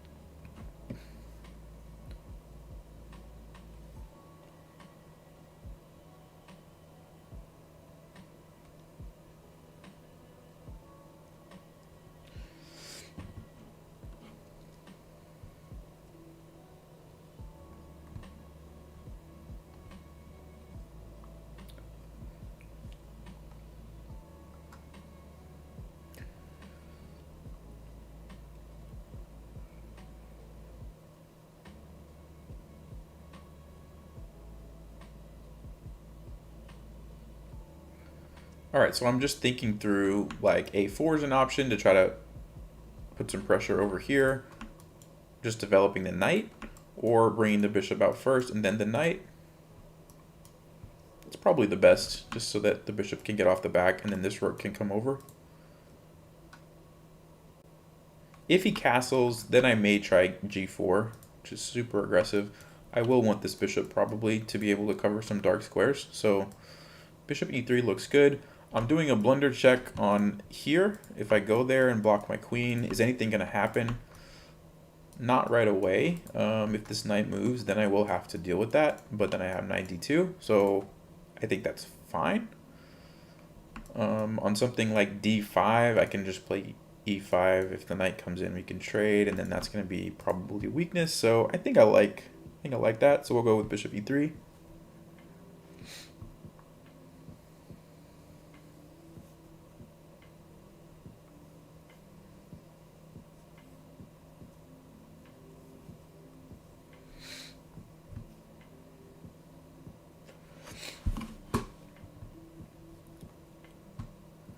Yeah, you can rewatch this later.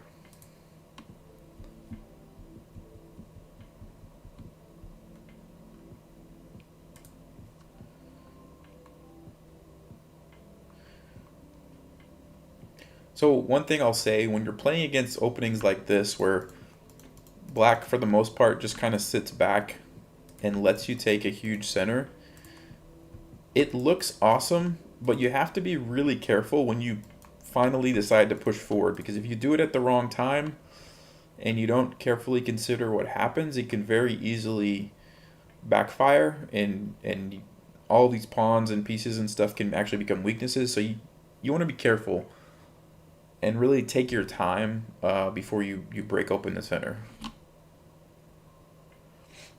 Yeah, so now I'm thinking g4 just to try to get an attack going over here.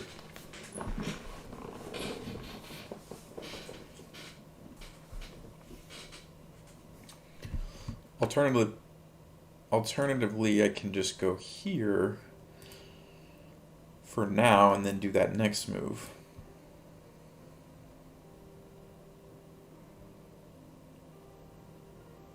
And I think I will do that just because I want to have... Oops, sorry about that. What did I just do? Sorry, guys. I broke it. I broke everything. There we go. We're back. We're back.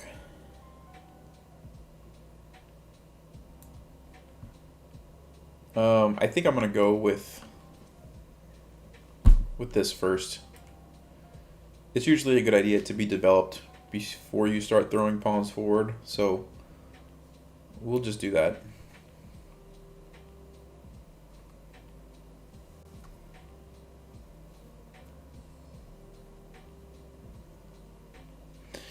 Yeah, e5 is a move. One thing you have to be careful for, like right now, there's no holes here because my pawn's controlling those squares. If I play e5, this knight can just sit there, and it's not that easy for me to get rid of it because c4 he's just going to trade, And then even if I take back with my bishop, this knight moves. He's got it defended by his bishop. The knight can maybe trade here. It's putting pressure on things. So I don't want to give up that square. Sorry, I don't want to give up the square just yet. That's why I don't want to play e5 right now.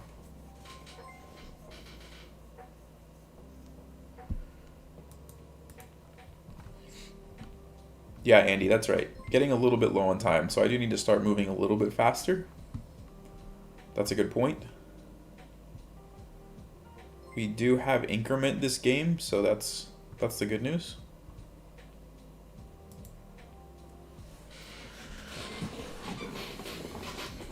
But especially with my plan of playing g4, there's gonna be a position here in a little bit where it gets a little bit more confusing, and I want to make sure I have some time for that. So I can't go g4 now because of the fork.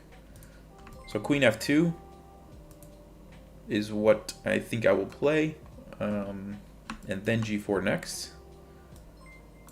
We'll go there. I had to stop this. I also was looking at this, but I'll just take it. I have two pieces. He only has one defender, so that's fine.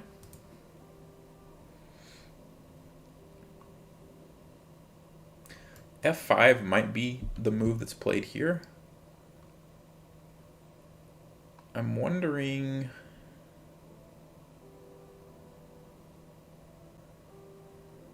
I think I would just take it, and then play like g4. Takes. Then this pawn. Almost looks like there should be some sort of tactic with something.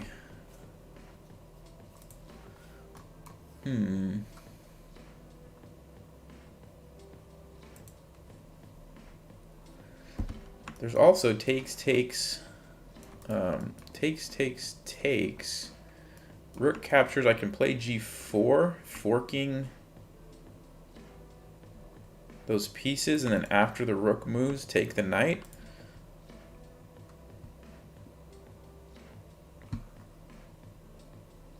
A lot of interesting moves after f5.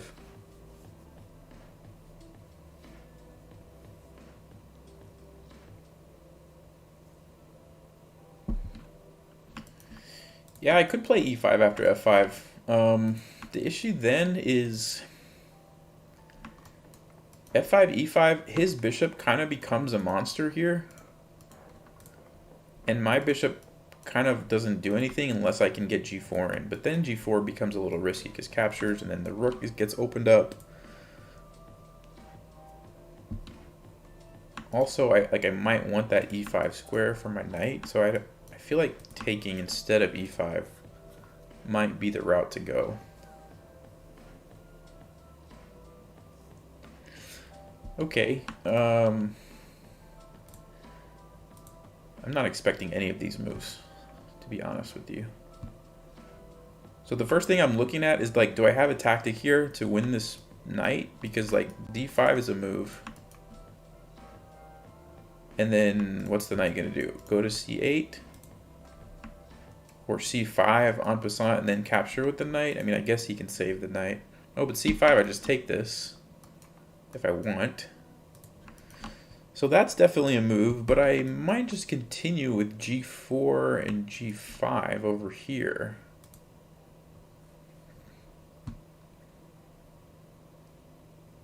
Yeah, let's start with g4. I can still do this next move. This is still an option, so I'm still thinking about that.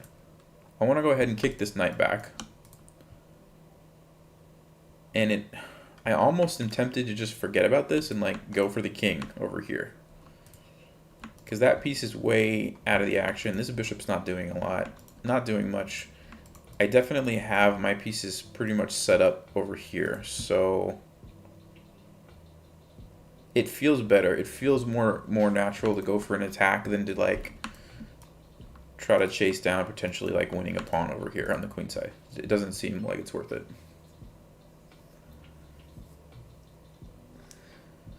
So e5, then the knight goes into d5.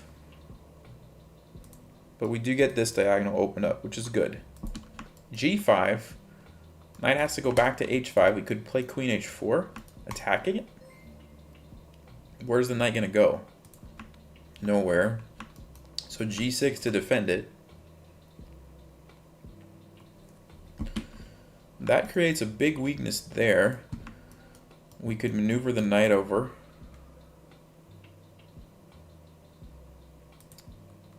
That looks pretty good.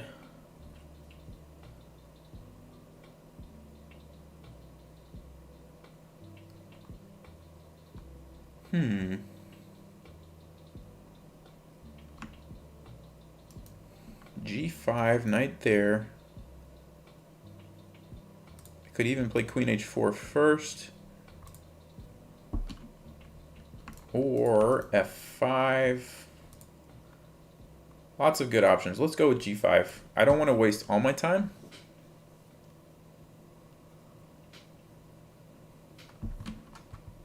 So I'm going to go ahead and play it and keep thinking. I'm expecting knight h5 and then queen h4. Do I have any better moves? Like, I really would like to get this bishop involved, but e5 just doesn't feel right because... Well, maybe it is. I mean, that's... It does open up this bishop. It's not really a huge deal. I like queen h4 because the knight's trapped. He has to play g6, which creates weaknesses here and here.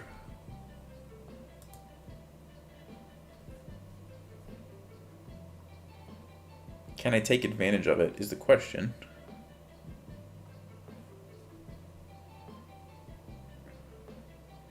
Other idea would be to play f5 right here.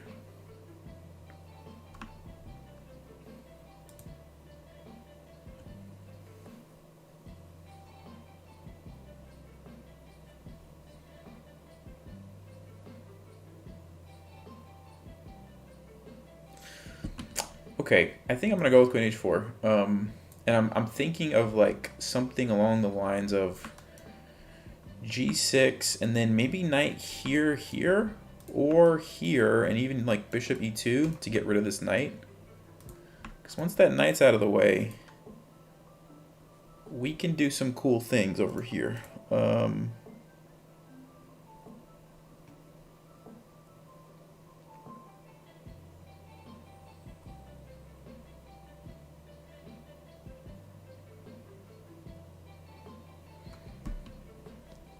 It's definitely a good position for us. It's just not that easy to figure out a way to break through. I'm also considering, like, what happens if he plays f6 and takes here? Am I going to get into any kind of trouble?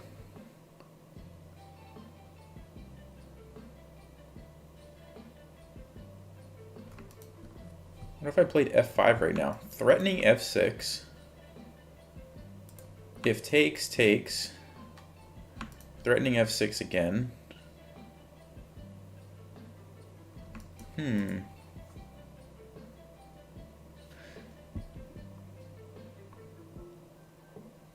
That looks really strong. I'm concerned that if I do like this, and he just plays f6, what do I do? If knight here, then takes, takes, I guess that could work. I'm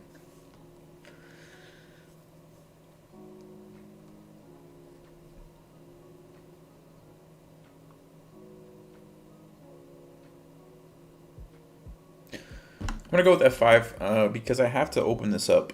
I have to get these diagonals open for this bishop.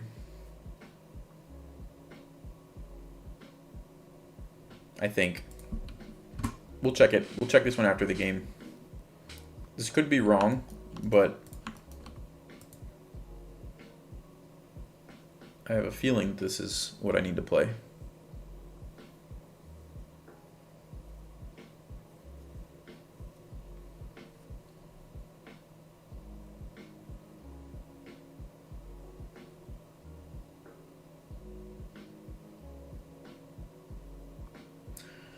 We'll see if we can avoid losing on time.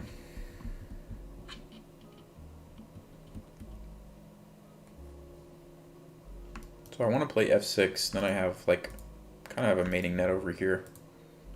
He's probably going to take this way, and I'm going to take...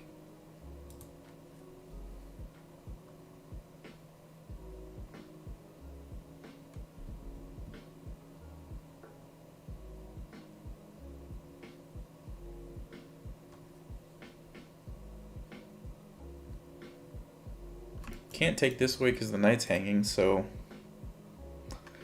I guess, is f6 a move? Takes, e5, f5. Man, this position is pretty tricky. There's a lot of pawn pushes that could lead to different positions. And I don't have time to analyze everything right now.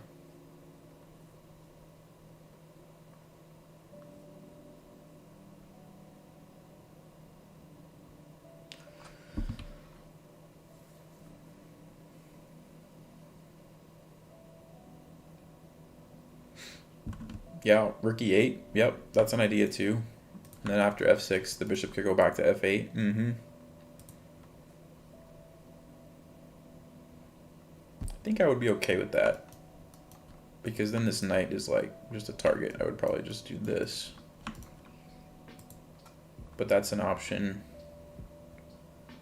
I think this is a move. I think f6 is a move. I think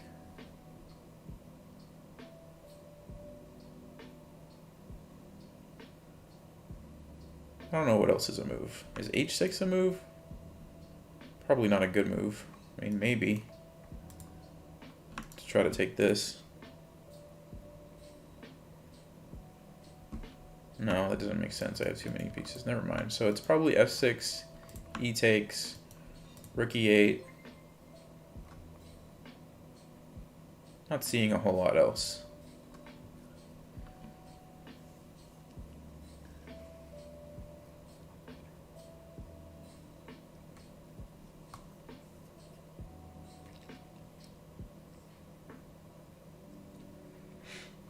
f6. Okay.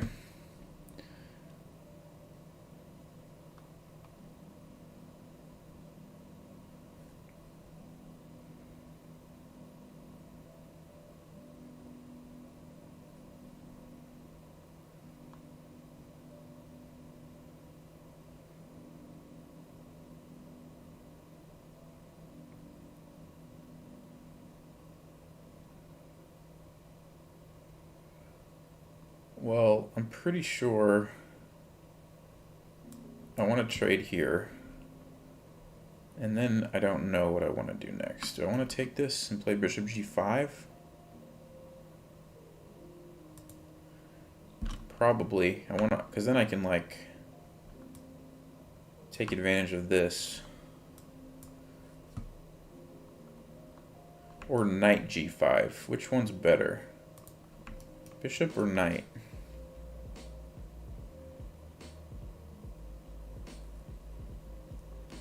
Knight g5 kind of goes into a pin.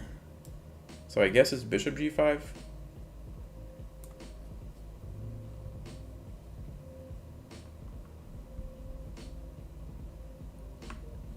Now we have to think, do we play like e5 to open this up? Have to be a little careful here. Or we could do something like king h1 and just bring the rook over here.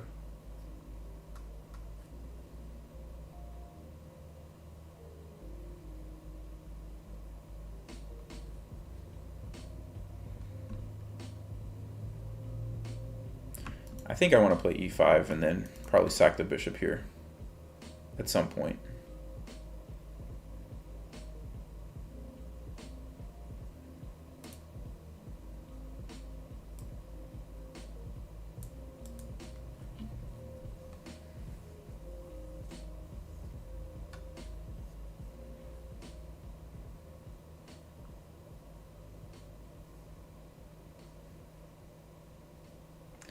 So we got to keep an eye on this. His queen can't get involved right now, but if it can, this could be dangerous. Really have to find some sort of tactic here. So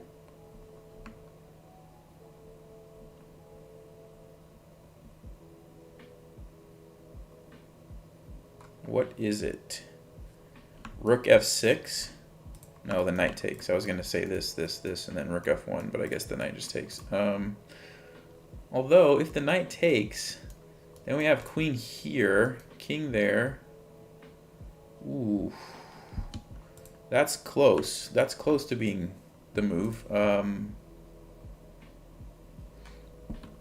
I could go like just knight here and knight f6 first. Or maybe king h2 and rook over here. Lots of good ideas. I like this rook f6. Let's see. Takes, takes. If queen takes, then that's just checkmate. So they have to take with the rook. Or the king, I guess. But if rook takes, do I have mate? Queen there, king here. Queen there. King here.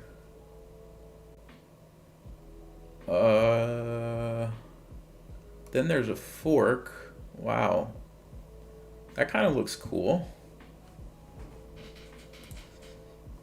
Okay, now does that change anything that I just analyzed? Rook f6, takes, takes. Check, then I have mate. It's better. It's better for me, I believe. And if he takes with the rook first, takes, knight takes.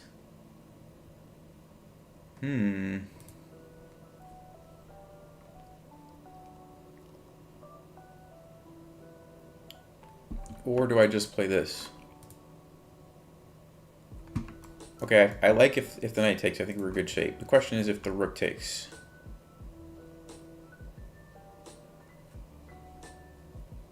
I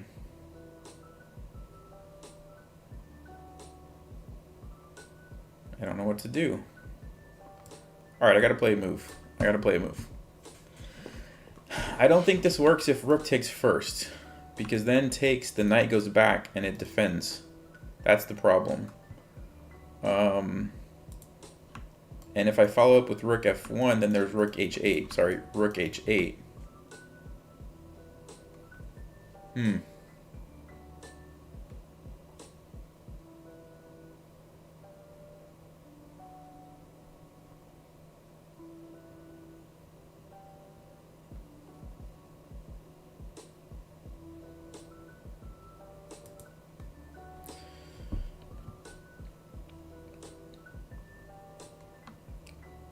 Well, if he takes this way, takes, what if king takes?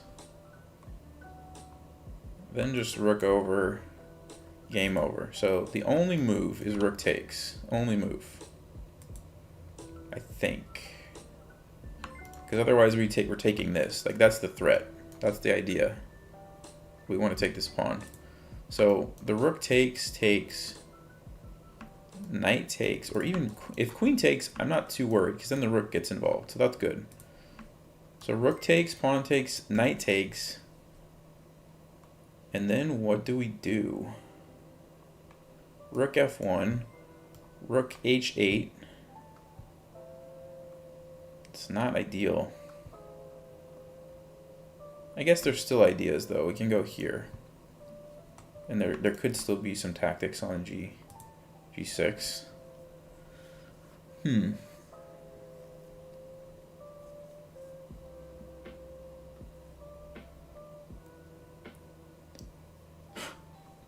Time to phone a friend, yes. my good friend Stockfish. We'll check it after the game.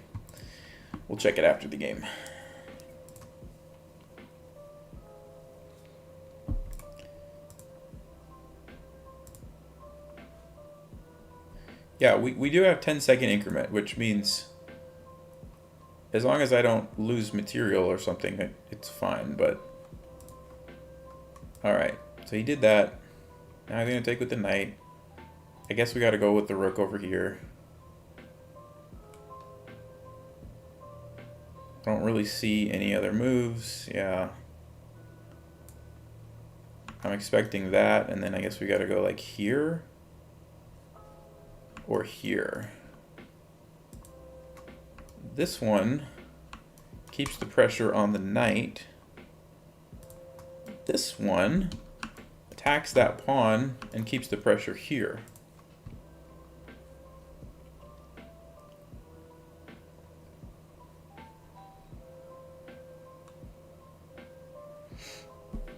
I think I like this better.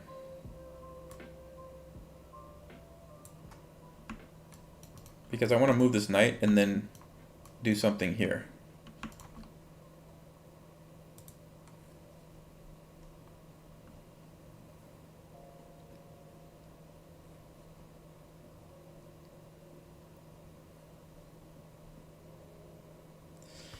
So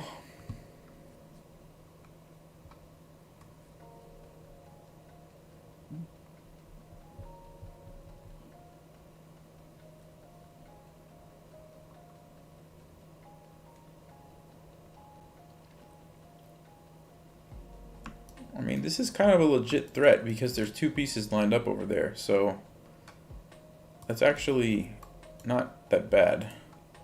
It's more than just a pawn.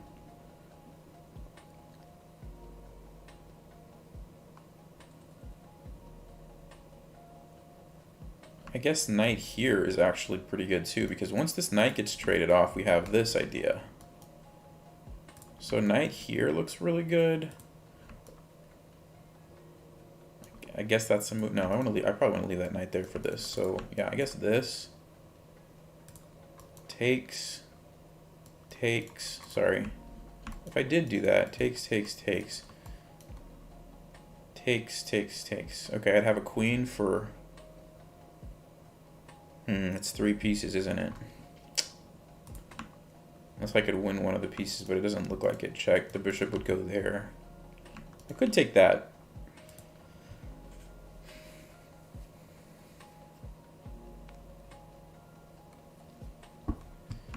Yeah, knight takes e6 is an idea, but I'm not sure how to follow up after. Oh no, the knight on f6. Okay, fair enough. Fair enough. Queen e8. Okay, so he's defending that. But now that looks weak. It looks like I should take that. It just feels like I should take it. There's also this move, but I think we want checkmate, right?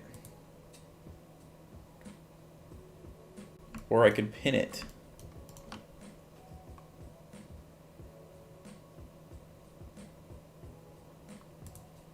Alright, I'm gonna do it. I'm gonna do it before I run out of time.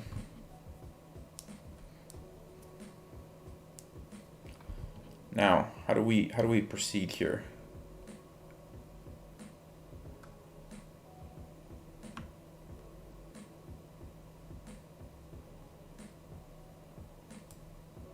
I mean, this looks like a good move. I don't know if he's gonna get away over here. Oh, do I have a fork? Okay, I'm seeing something. Let's see.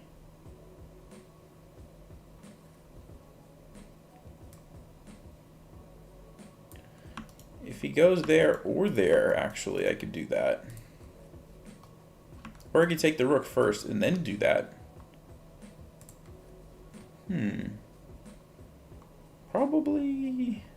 Probably want to leave queens on the board, as long as I don't get mated over here.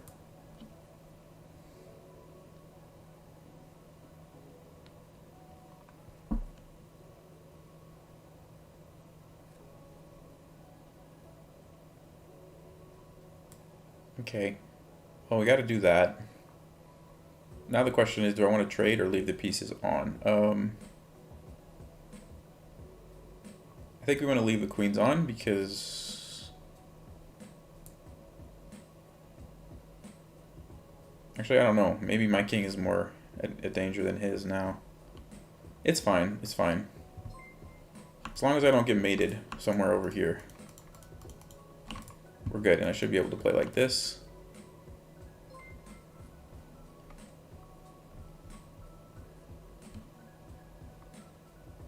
Okay.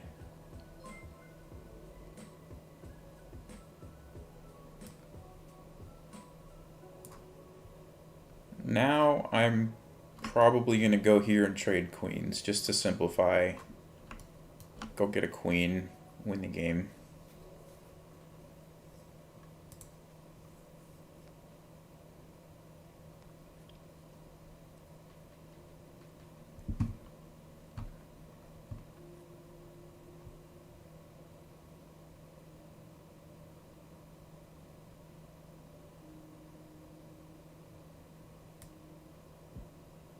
I guess this forces a queen trade, right?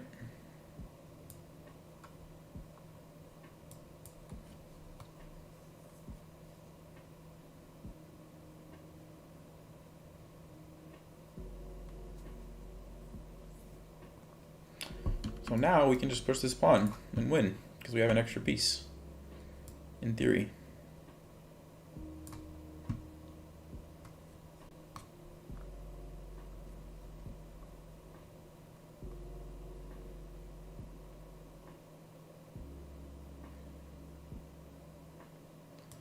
So let's go here, and actually, no. I want to keep the knight and the bishop if possible. Because if he's able to like sacrifice both pieces and somehow I just end up with some pieces left, I want to have a knight and a bishop, not two knights. Because I can't checkmate with two knights, but I can checkmate with a knight and a bishop. So that could be important later. I think there's enough pawns. So if you remember the rule, when you're ahead material, you don't want to trade pawns. So I want to try to keep these pawns on the board if possible.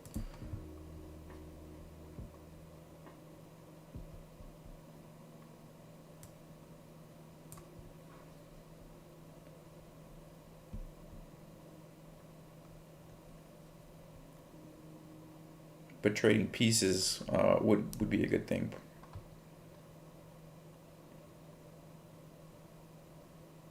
Okay, that looks like a fork.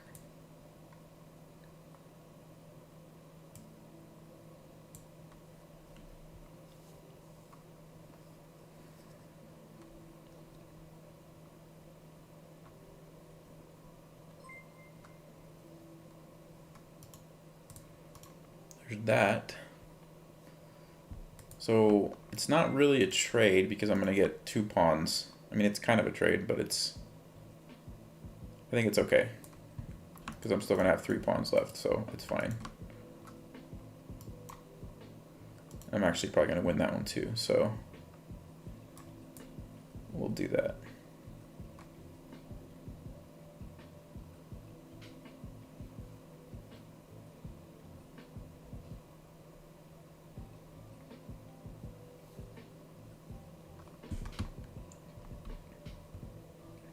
Hey, we did it. All right. See, guys, we had plenty of time. We had plenty of time.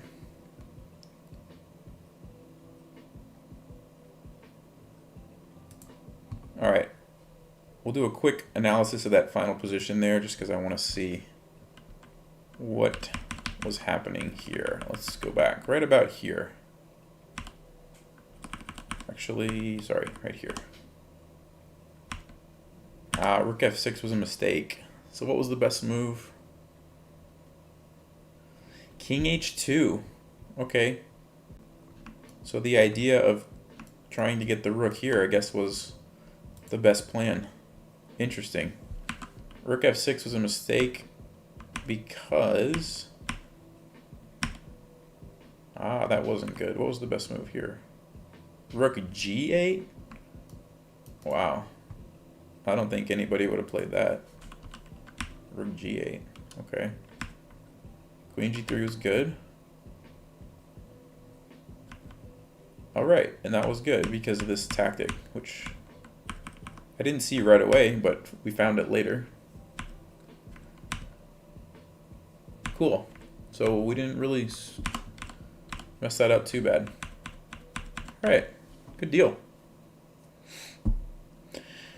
Alright guys, I have a bunch of things to do tonight, so I'm going to have to cut off the stream a little bit early, but thanks for tuning in.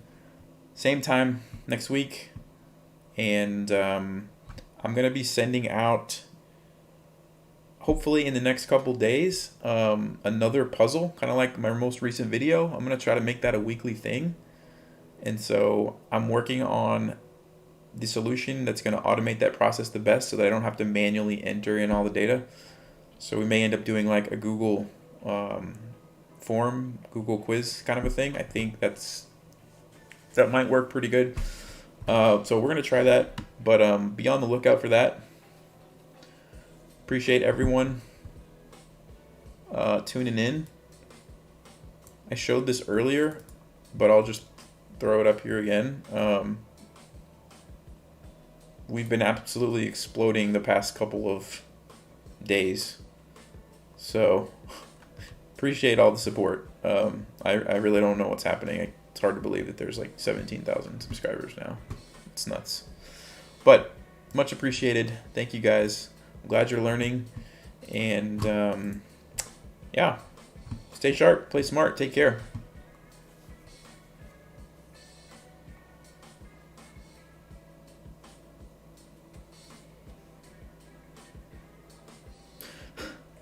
I'm getting a few haters, so I must be famous now. I guess that's how it works. I guess so.